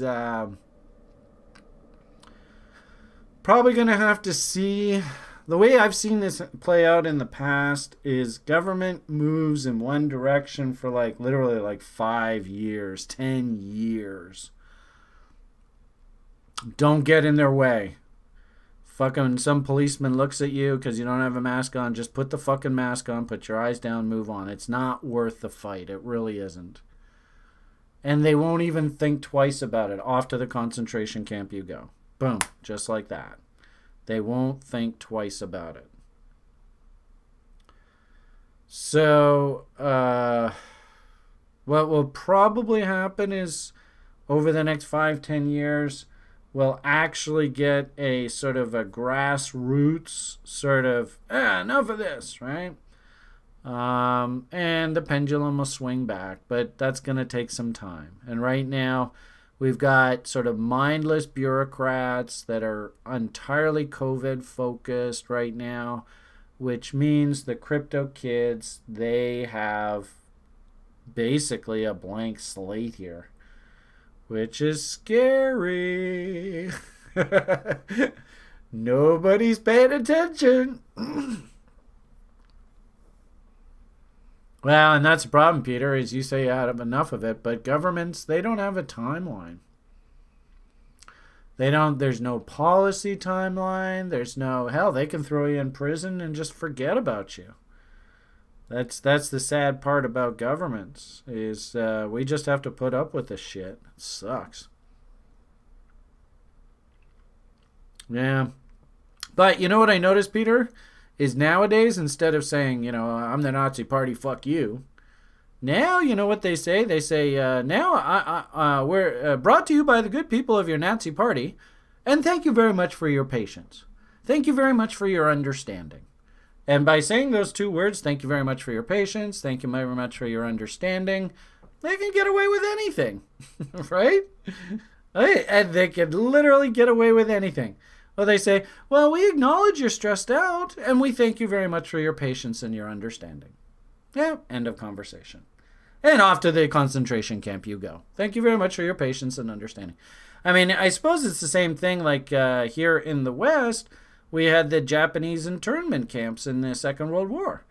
You know, a lot of these people were good tax-paying citizens, law-abiding. And, the U.S. government just says, well, we're at war with Japan. You are of Japanese descent, so off to the concentration camp you go. Thank you very much for your patience and understanding. Right? See the similarity? So, this is scary times that we're in here, folks. Scary times. Watch your P's and Q's. If you happen to hear that Brian all of a sudden just disappears one day and everything just vanishes, well, you know exactly what happened. Either that or Winnie the Pooh's buddies got me. Cool. I wasn't going to say the country name. I was just, anytime I refer to Winnie the Pooh, you know exactly who I'm talking about.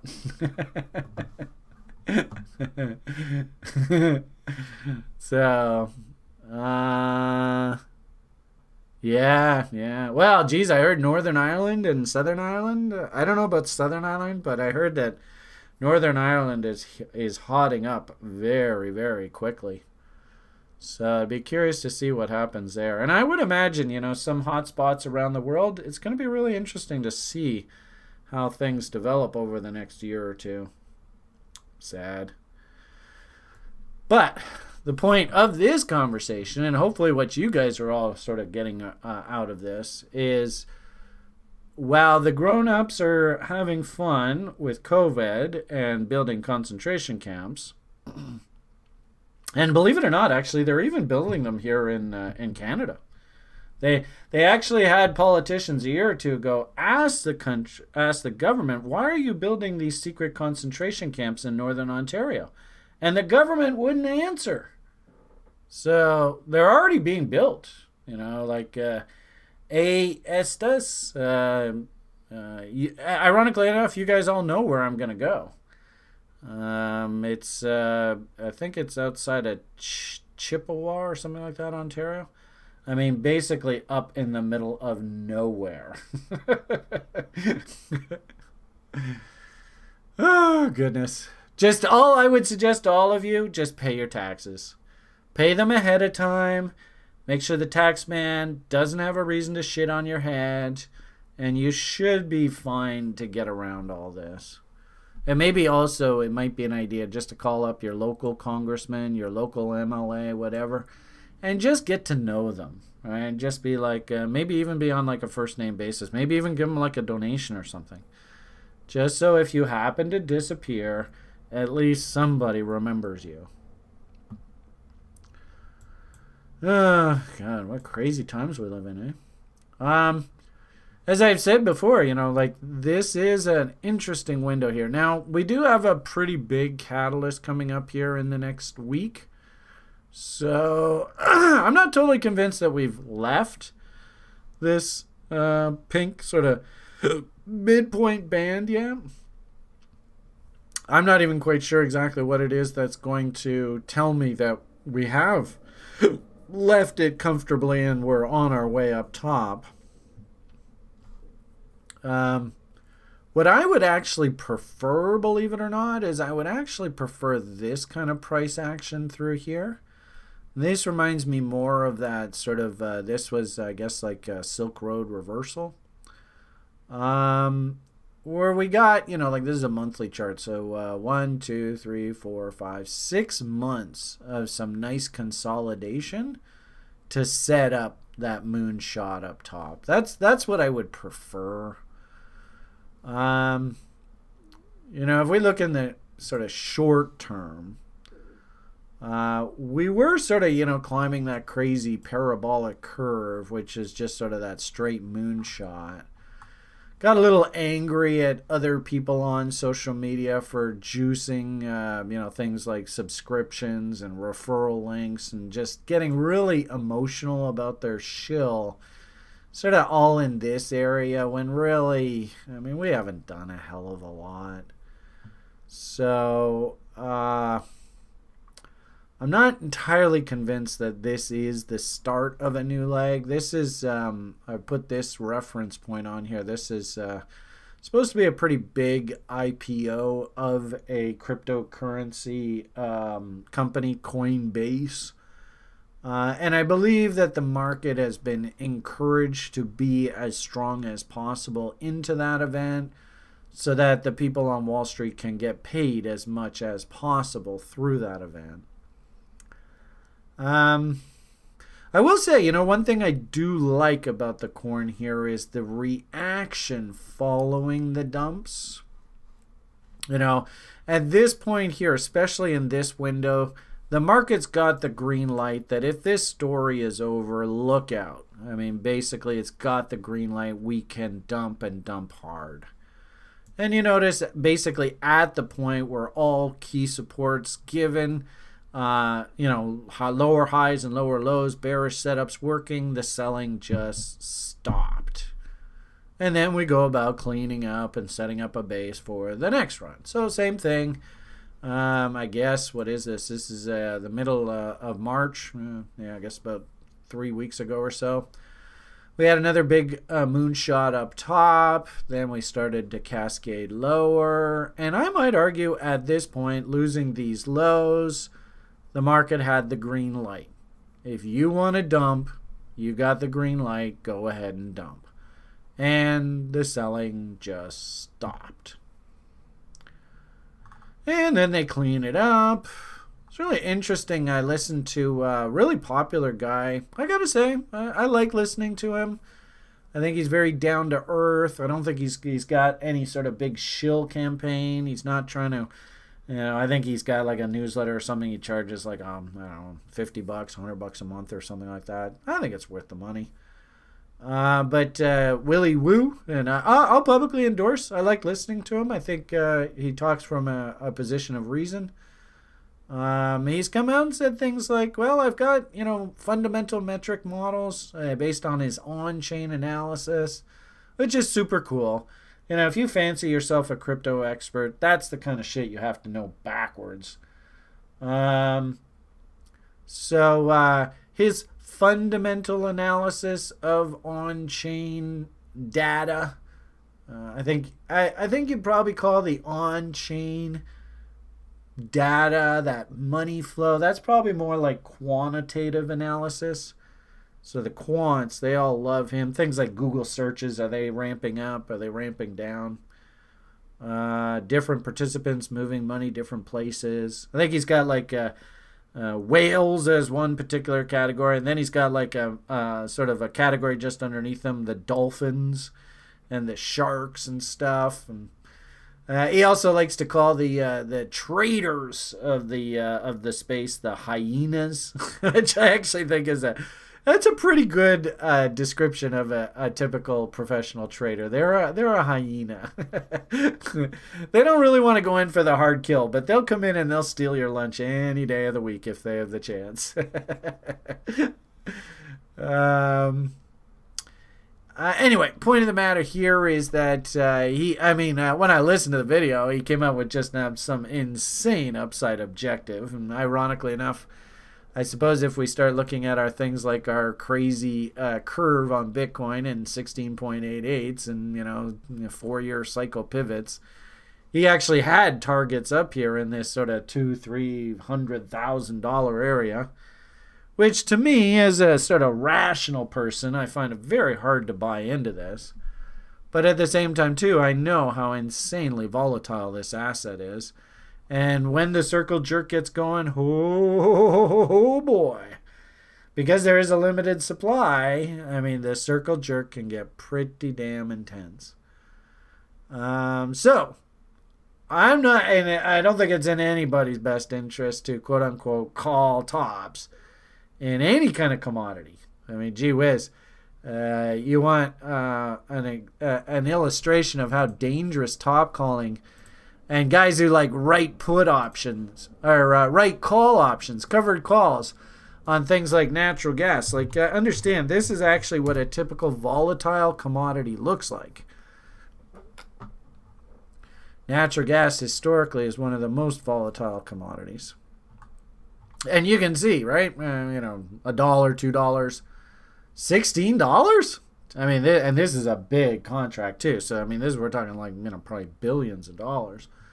But look how volatile this thing is, right? They always say commodities is a volatile asset class. By definition, they are volatile. So, coming in on the corn and saying, oh, yeah, no, it's going to be a nice, calm, peaceful event. No, that's probably not in your best interest, right? We could be looking at one of these kind of things.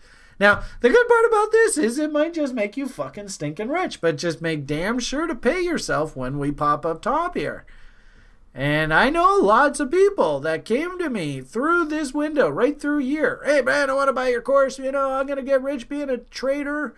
They bought their Bitcoin, 15, 16, 17,000, right? And then bought the course with Bitcoin, right? Oh, look, I'm going to save some money. Look how smart I am. And they had to go through this. And it was an absolute nightmare for them. And I can tell you, a lot of those people, they did not survive. What is really cool, and I'm hearing this more and more and more, which makes me so happy, is I'm getting a lot of PMs from people. Brian, yes, I did come to you. Yes, I did buy Bitcoin here, but I took your course. You said just cool your jets. If you nanny nibbled, it's not that big of a deal. 3 to 5 year time horizon, blah, blah, blah, blah, blah. And even people that even were nibbling away through here, they're telling me, I'm getting lots of PMs and I love it. Thank you. It really helps my psyche to keep me focused to do this, because I have a feeling the same damn thing's going to happen this fall. We're just going to get an absolute onslaught of people just pouring into this space. And actually, you people actually watching this video now, look at where the price was in May of 2017. Like, I kind of think we're right here. I personally prefer that we do this scenario. That's that 6-month consolidation to set up the final face rip. I don't know whether we're in this kind of just grind higher here or whether we get that consolidation. I would like that Coinbase IPO to come out. We're all frothy, rah, big orgy, and then we just consolidate for like 4 or 5 months on the corn. That would actually be the best scenario for a guy like me, because then all the altcoins could do their thing through this window. And then we get the final big blow off top up here, and we can cash out and everybody go and buy their Lambos. It might just be like this. But the point that I'm trying to make here is, here's April of 2017. Look at where we are, here. I mean, really, ironically enough, 2017, you could argue here, that's sort of like here, there's not really much going on. So you guys think 5,000 to 50,000, that's a big deal. Actually, and I think, well, what's the price so far this year? I think it's only up maybe about 2-fold or 3-fold. Where's January? Here we are. So January 29. So we're not even double into the year here yet. Excuse me. Wow, look at that. I had to sneeze so much I knocked the screen right off the screen. How did I do that? All right, so back to our story. I actually would love, like I said, maybe a nice little blow off top, run the stops through that IPO event, get maybe a nice little top in here, and then spend 6 months just cleaning this market up here. That's what I'd like to set up the moonshot this fall. But, so what? Just because that's what you want, Brian, that doesn't mean that's the market's going to give you. But interesting, there is April, right? This is what I kind of think should happen here, is some sort of seasonal pullback here into May. Usually May is not that friendly to crypto. My birthday's right around May 11th. So historically you can see May, bleh, right? May, bleh, May actually was okay here. Well, actually, no, you can see kind of meh, and then we left. May, it was okay. A little bit of a pop-up to begin with, but mostly a lot of chop. And then, like I said, May, and then, of course, these years, May, bleh, nothing. Top, bleh. So, I kind of like maybe a nice little frothy top here into this IPO. Then a nice little consolidation through May. To sort of set up that move into the fall. But here's the kick in the pants. Is you guys watching this video right now is like, literally like, and I don't know whether there's many of you even around. People that were participating on this site through the beginning of 2017. And that was what we had to look forward to the remainder of the year. I mean, we haven't even gotten going here. You know how crazy this is going to get? And what usually happens with this, just FYI, is that literally this thing will go up. You see, that's 6,000 there, and it topped at 20. So that means literally it tripled in like the last month or two of the rally. This was like 200, and it topped out at 1,100. That means that this thing went up fivefold in the last month or two of the rally. So my suggestion to you here is take the time now to go and get those positions on. And through the summer, crazy alt silly season, see if you can bang out some 5Xs, 10Xs. And, you know, take your profits in Bitcoins. Probably a good idea to put a little bit of cash on the side for the tax man, just in case. And then into the end of the year, and this is my general message to you, is there will be another pump in the alts into this rally, but that's the exit pump. And if anything, you got to be careful. And on the exit pumps, that's actually when I'm going to be liquidating a lot. So just be forewarned. I mean, that's forever from now. But gee whiz, what a backdrop for the next fucking 6 months of our lives, eh? Oh, Jesus. So, you know, what kind of market is it? And this is the cool part about what I like to do. Because I mean, you guys on YouTube, tell me, am I consistent?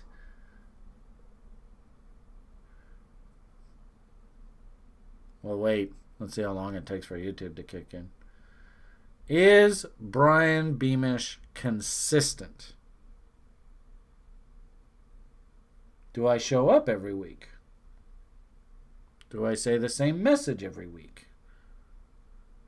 Do I try and get you guys to stop chasing every week? Do I insist on you following a trading plan every week? Do I insist on you taking appropriate risk every week? I mean, seriously, people, I can't stress enough how important consistency is in this game. It's the only way you're going to play and win is you have to be consistent. So that's like this kind of fun image.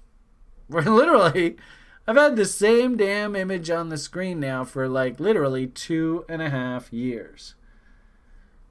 Consistency. Everything has to be consistent. And, you know, the cool part about this is every single one of these, it was, okay, well, here's where I bought. And I want to sell halves on doubles. And you can see, look at this. This is the latest one. This is eating ass coin. I love eating ass coin. Tastes so good. I don't give a shit. Well, actually, maybe if I'm eating ass, maybe I do give a shit. I don't know. Khalid, do you know who actually was the chief architect of this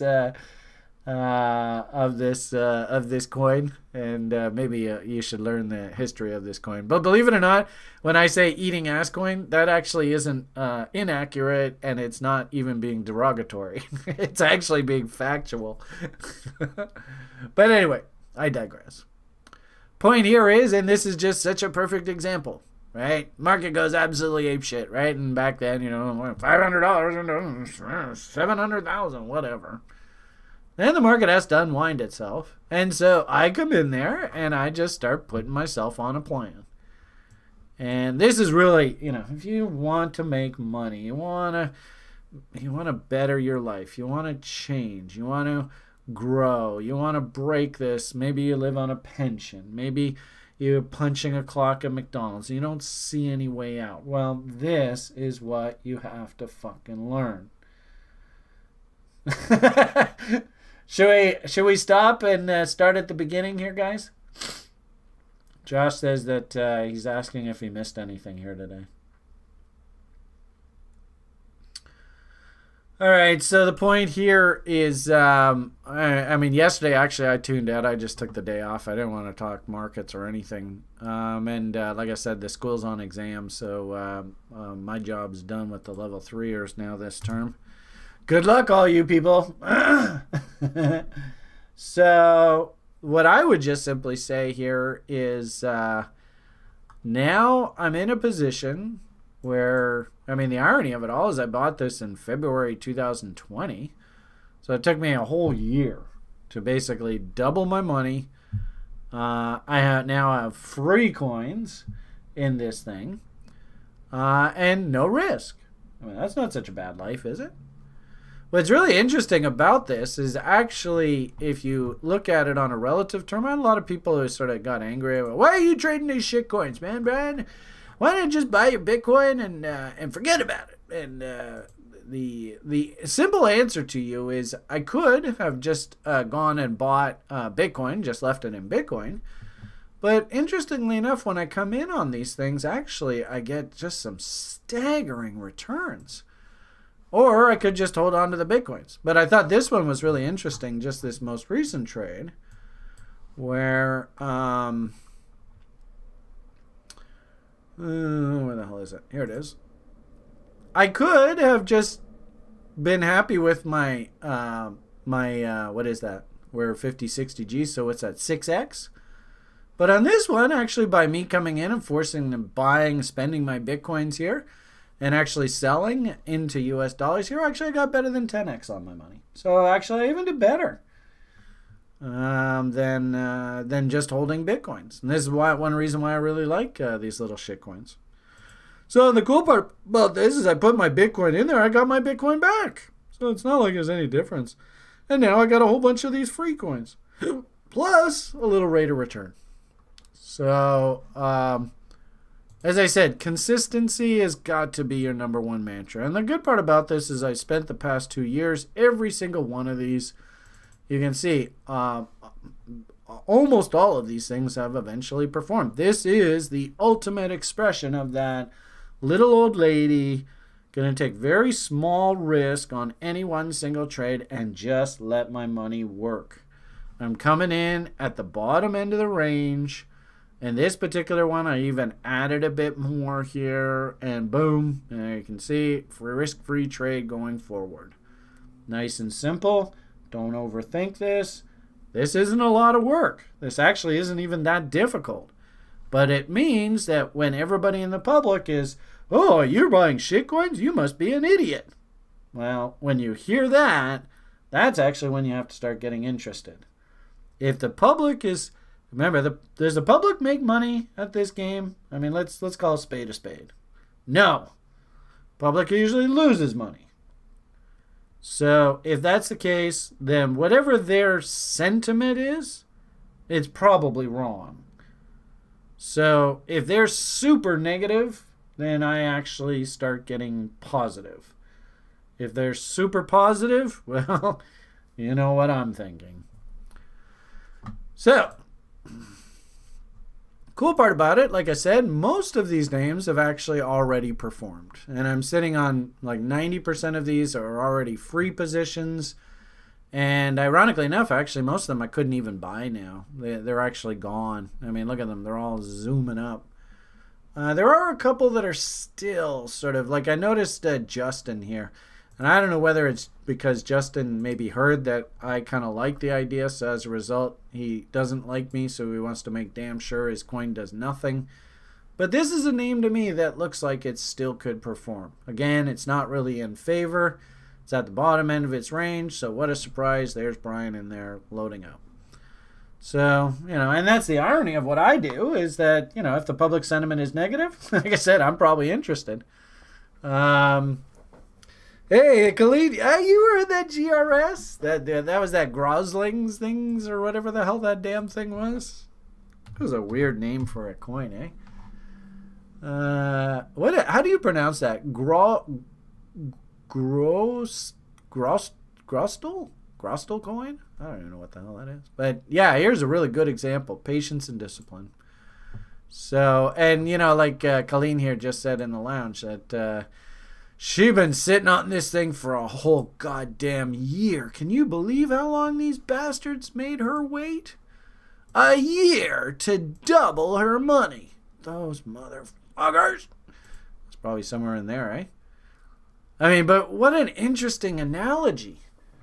Can somebody tell me what the rate of return to go and buy a government bond is and sit on it for 1 year? Is it double your money?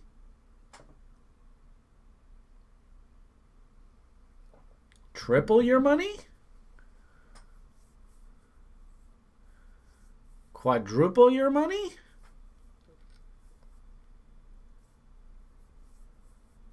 I mean, here's the kick of the pants.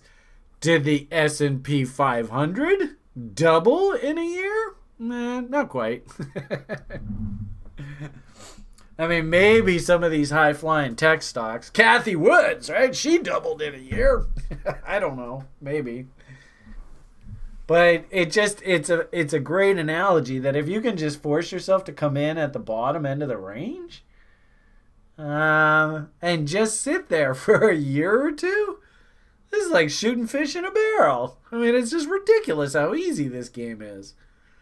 The only problem is you got to have 2 words. What are the 2 words? And nobody in crypto knows what these 2 words are. So let's see if the YouTube audience knows what these words are. First word starts with a P. Anyone? And no, I'm not being dirty. No, it's not pay yourself, but close. Thank you, Colleen. Colleen, I bet you really appreciate this. Probably as we get older in life, we understand the patience and discipline a little bit better. And these damn kids are always in such a hurry, aren't they? Ah, you damn kids, slow down. Smell the roses. I don't know. So, there's a great analogy that, this time last year, this thing was a piece of shit, right? And of course, you're going to lose your money. And you were an idiot if you didn't just buy Bitcoin. Deniability? No. Sorry. Well, maybe Josh. Yeah, if you're my ghostwriter, you better get that right. Deniability.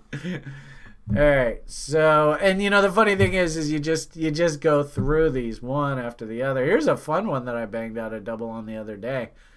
And what's so funny is when you hit these double levels, these things, they just stop on a dime. And I think I got filled somewhere up in this area up in here. Well, let's go look at the Twitter feed. I'm sure it's on there somewhere. I always like to make sure that the public is fully aware of all my doubles. In fact, what I think I'm going to do is I'm going to go through this. Here it is here. So, great analogy. And, this is everything exact opposite of what I was saying about buying. Does it make sense that at the bottom end of the range, you come in on the buy side? Well, can you see how this is the top end of the range? High, high, high, high, high. Do you see how that's the top end of the trading range? So as we rally into the top end of the trading range, well, probably best that maybe we let them have some. That's simple. Again, patience and discipline. In this case, I was even a little bit early on my first buy. Don't lose focus. You still like the idea. Okay, let's wait for a little bit more bullish structure. All right, we're starting to get some good signs in here.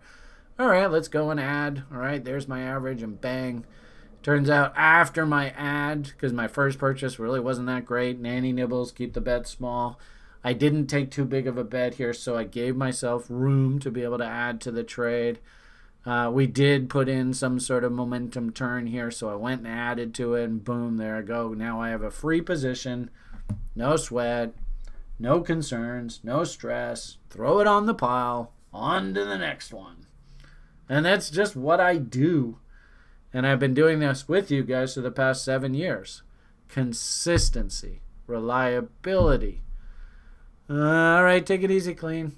Great to have you on the site. And any new female members, Colleen runs our ladies' lounge. So if you're a little overwhelmed by the boys, she's got your back. And really cool little environment we have there for the ladies, just in case. Rants. Okay, rants. Lots of rants in there too, eh? Okay. So, if anything, that's a great comment that we're not sexist. You can get rants from men that are bitter, and you can also get rants from the ladies too. We are an equal opportunity ranter. Ranter? I don't know. Anyway. Okay, so, there is your market state. I would strongly suggest that you force yourself to take profits as your markets come into your levels, even if it's just a little bit, right? You always want to try and play from a position of strength. Sell halves on doubles, I think, are a great strategy. You don't have to do it. Nobody's holding a gun to your head. But I think the best thing is you want to try and set yourself up for success, and putting yourself in that sort of low mental anxiety position of quote-unquote risk-free position. Tell ya, it makes playing this game a hell of a lot easier. Alright, so I don't think there's anything in particular I wanted to talk to you guys about here. That was interesting. Both the Doge. Man, I got a lot of Doge. It's quite funny watching my top 10 list. Doge keeps perking up to the top of the list because I just have so much of it. And this silly Elon Musk guy is gonna. I put out a tweet today that now his professional reputation is on the line here with this. So he doesn't have any choice.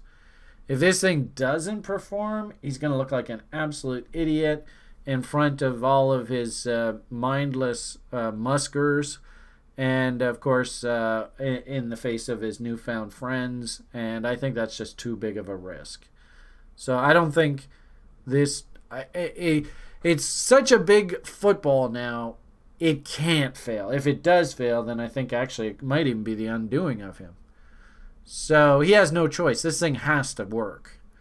If anything, for you guys, that's actually an easy win for you. Just ride his coattails.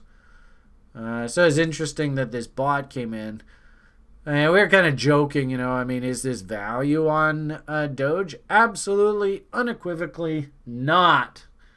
Not even close. Technically, Doge has no value. So, what's going on here? Well, I think this is just pure fucking circle jerk momentum play. Simple as that. I mean, it happens in the stock market all the time. I mean, look at that stupid GameStop. Is it worth the price it is now? No.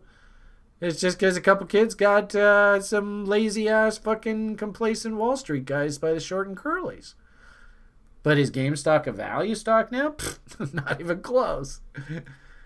So same thing here. I mean, this is a momentum play. If you want to play it, great. I mean, there's nothing wrong with it.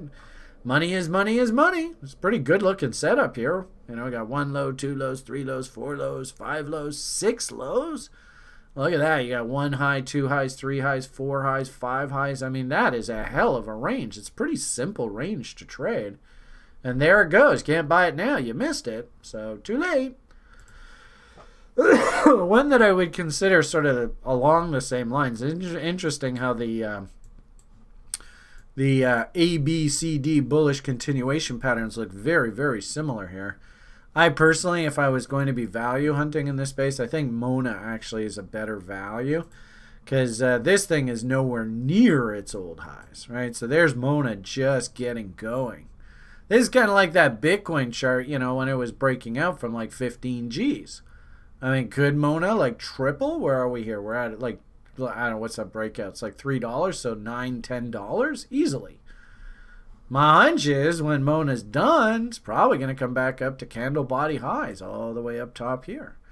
So that's like $16. I don't mind that trade at all. And FYI, I'm long a lot of Mona. I like Mona. And I like the structure. Everything here says go. Couple others that I like. Ubic. But unfortunately, Ubic looks like it's leaving the station. This was funny. Like literally a week or two ago. And I don't know anybody on the fucking... Oh, actually interesting. Mona coin is dead. All right, Sedona Euphora.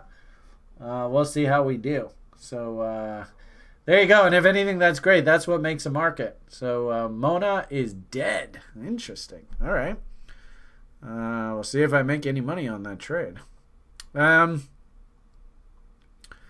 This one, I actually was doing the video with you guys, and I pulled up the chart. I don't know whether it was a Broiler Chickens or a Daily Brief, and I saw the breakout right here through this little W right here on this day, and I was like, holy shit. And if anything, this is a great tell of whether you should actually listen to somebody on the internet or not. I actually went in on the day that this happened. I was like, oh my God, I got to buy that. I got to buy it. And I actually went and bought some while I was doing the video talking to you guys. I mean, I don't know what's going to happen here. Kind of like Mona. I don't know what's going to happen. According to YouTubers there, yeah, Mona's dead. So, but I don't know what's going to happen with this guy. But when I saw that, I was like, holy fuck, I got to buy that. So I stepped in and I bought some more. The only problem is I'm getting worried that Ubic is starting to get a little bit expensive. So try not to chase. If it does pull back down into maybe these lows, maybe even like down another Wyckoff test of that, maybe take a look at it. But up top here, it's getting a little nosebleedy. You might actually kind of like Mona. You might want to...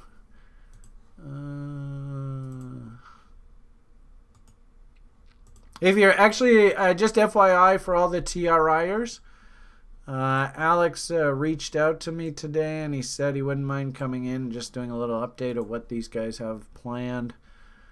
So if you're interested, I'll bring Alex back in. Yeah, okay, so this makes sense. So you can see the double bottom, I think, actually originally fired here.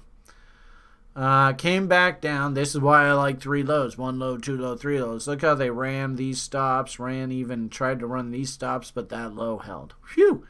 And then in comes more W's and more higher lows. And so now, gee whiz, we got 1, 2, 3, 4, because these have been cleaned out. So 4 solid lows to defend our trade. Since we did hit the move stop to scratch level, though, here on this, my hunch is if it does have to pull back, maybe just cool your jets, wait for a new buy signal, and then maybe enter. I wouldn't just blindly buy that. So if this thing does pull back, just watch. There might be some shenanigans. Who knows? Suppose that would be Alex telling us that their latest venture failed. But he's pretty jazzed right now.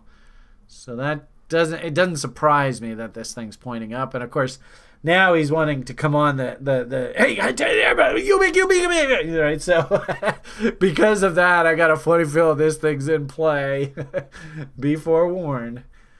Let's see. So those are 2 names that I'm interested in. Like I said, the tube, it looks like it's in a level. And Ubic looks like it's in a level.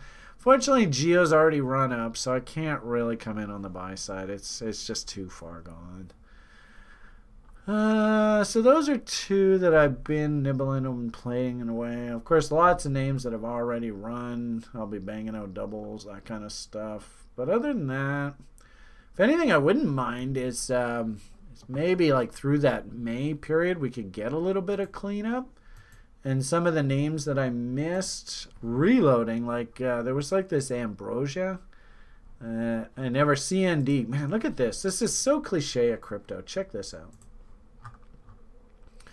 Look how the market tanks. They put in a bottom, rally right back to reload zone, and then tank again. So the market bottoms, rally. Oh, gee whiz, look where we are. So bunches rallies up into here. And like I said, through that May window, I'd love to see names like this come back down to earth. Give me another buy window down here. If we could make a higher low, then all right. That's the kind of name that would have my interest, over the next month or two ahead. I think I told you this Ambrosia. Basically, it did what we forecast back here. Perfect. Absolutely textbook. January, we even mapped all this out. Bang, right into rally windows. Here's another one that if it could come back, work its way back down into reload zones, I would be really interested in reloading on this guy. Right down in here. What a surprise. Probably come back down and kiss that trend line from the other side. So, that's assuming that these markets break. They haven't broken yet, and probably there's even botters that are going, hey, screw you, man, I'm in a bot. Don't you say it's coming back down here. So I'm not saying the market's broken, and of course we got the 14th big catalyst ahead of us. So I don't see any reason why the market's going to break ahead of that. Usually what happens is they'll bring the IPO out. Then it'll trade for like a week or so, maybe a couple weeks. Then you're going to see either a big fat M come in, which means, all right, we're done. Or we see a big fat W come in, which of course means rock and roll. So that's probably what I would be thinking, but the knee-jerk reaction, I think, just out of the gate is this is going to be a profit-taking event for the people that, bought the private stock, etc., years ago. And on balance, this should be considered sort of like a buy the rumor, sell the news event. Once the dust settles, following that 14th, then we should get sort of a look as to which way the market wants to go. And, because it's 2020, or 2021, remember I showed you that 4-year cycle. We might just chop sideways and then continue the grind higher. Does anybody know what the Coinbase, like these FX exchange and stuff, and, I suppose on DeFi and stuff, don't they already have these things trading away? Does anybody know what... If I go Coinbase, oh yeah, here we are. So actually this will probably tell you a little bit. So you can see pretty well bid heading into the IPO. Looks like the market's fairly strong, and actually interestingly enough, a sell the news event. I'd keep an eye on these tails for support, probably against that low and that low. And then if that craps out, then our next support's down here.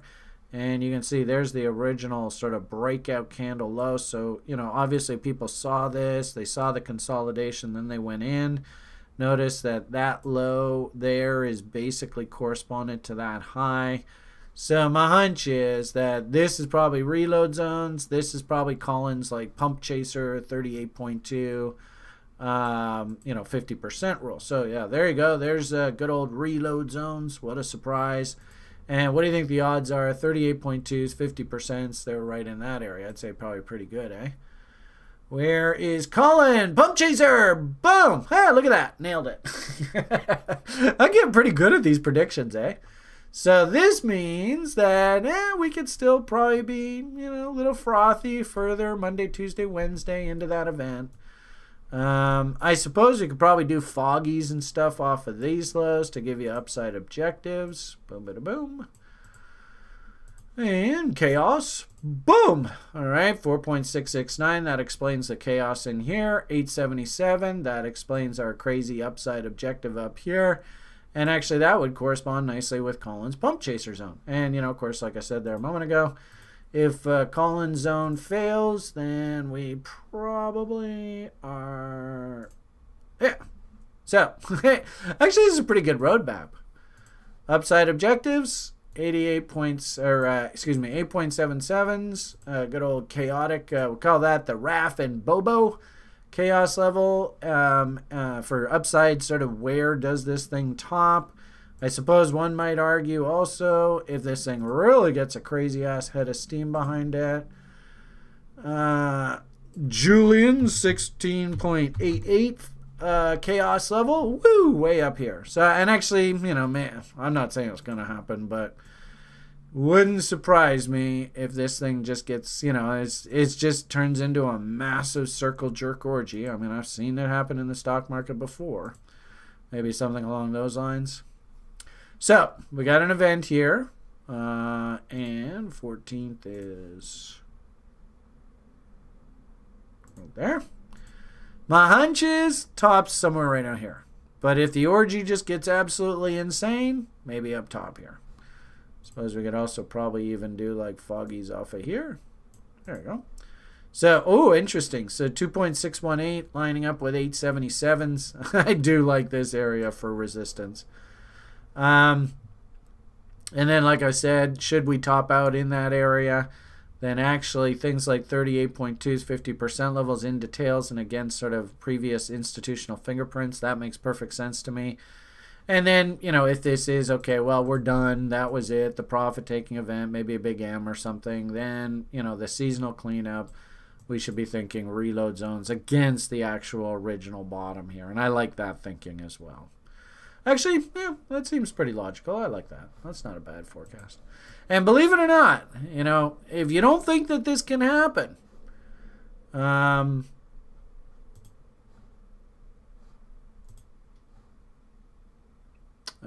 fudge. I guess I put it away. I had a great DeFi chart. I guess it was this one, but I guess it was off another one. It's interesting how this is just working away, doing its thing. But I remember last summer, same bloody thing. Same bad time, same bad channel. Everybody was all excited about DeFi. At that time, we weren't doing foggies, but interesting, had we been doing them, we probably would have been thinking, uh-oh, be careful. And then maybe off of here. Yep.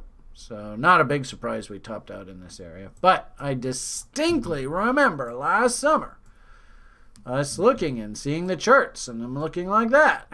And me saying, oh, Jesus, be careful here, people. And DeFi people saying on the site, no way, man, this is never coming back, never coming back, never coming back. And once, unfortunately, August is a bit of a trappy time for crypto, and it turns out they had to bring this thing right back to that original bottom through the following. And really, that's only 2 months. So same sort of thing, middle of April through to the middle of June, which actually would make sense seasonally for a good time for this market to bottom. I don't mind that kind of thinking. So just be prepared, all right? Don't be caught off guard if you see some big, this thing come out with its IPO, it put in some big fractal in here, and you're chasing up here buying. What are you doing? And then the damn thing has to go through a very normal, healthy, remember, that was 2 months that I showed you on that DeFi index from top to bottom. So really, let's assume that, it's maybe a week or so after. Well, 2 months later takes us into sort of like middle of June. Could that kind of scenario happen? Totally. That wouldn't surprise me one bit. So. Okay, rant. I've been bobbing away for a couple hours. Sure hope you feel like you got some value out of all that. I'm going to go and get pretty for the boy. Wish me luck with Liam. I'd love it when you guys give me some nice PMA heading out. My number one job is to make him feel like life is actually okay. So sometimes it's not easy with that little guy. So wish me luck. Interestingly enough, when you have to go through that kind of life, it actually makes all this like market crap and what's Bitcoin gonna do, and what are the politicians gonna do? It makes it all completely meaningless. So if anything, it's great that I have a Liam in my life to remind me about how completely and utterly meaningless all of this nonsense is. So if it really is utterly and completely meaningless, then just consider it a video game. Have fun at the video game. You're here to win at the video game. Don't get screwed by the video game. It's remarkable how often people make the same silly mistakes in the video game. It's just a fucking video game. You want to come to TRI? We'll teach you how to win at the video game. It's actually a lot of fun. Next school starts, I guess in about a month or so. I don't know how many seats we've sold. I have seen a lot of people have been signing up, so I guess we're getting the message across. This doesn't have to be that difficult, people. It really doesn't. But what you have to do is you have to plan. You have to approach capitalism and these stupid idiots like, I won't mention any particular names. But don't get wrapped up into the emotion of this shit. It's just a stupid video game. We'll teach you how to win the video game. And like I showed you, doubling your money in 1 year?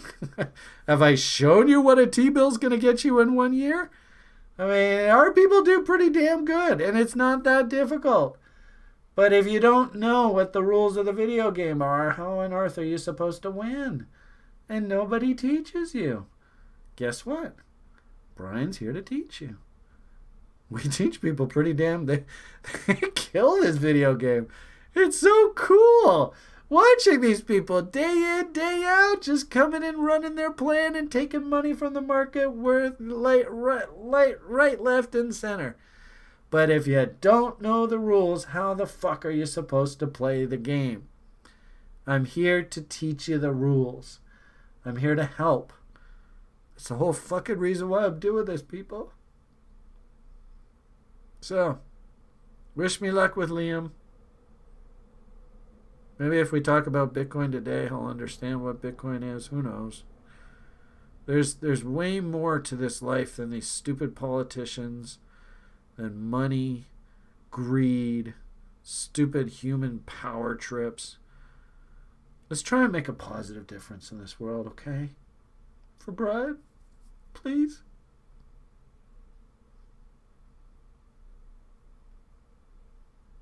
All right, guys.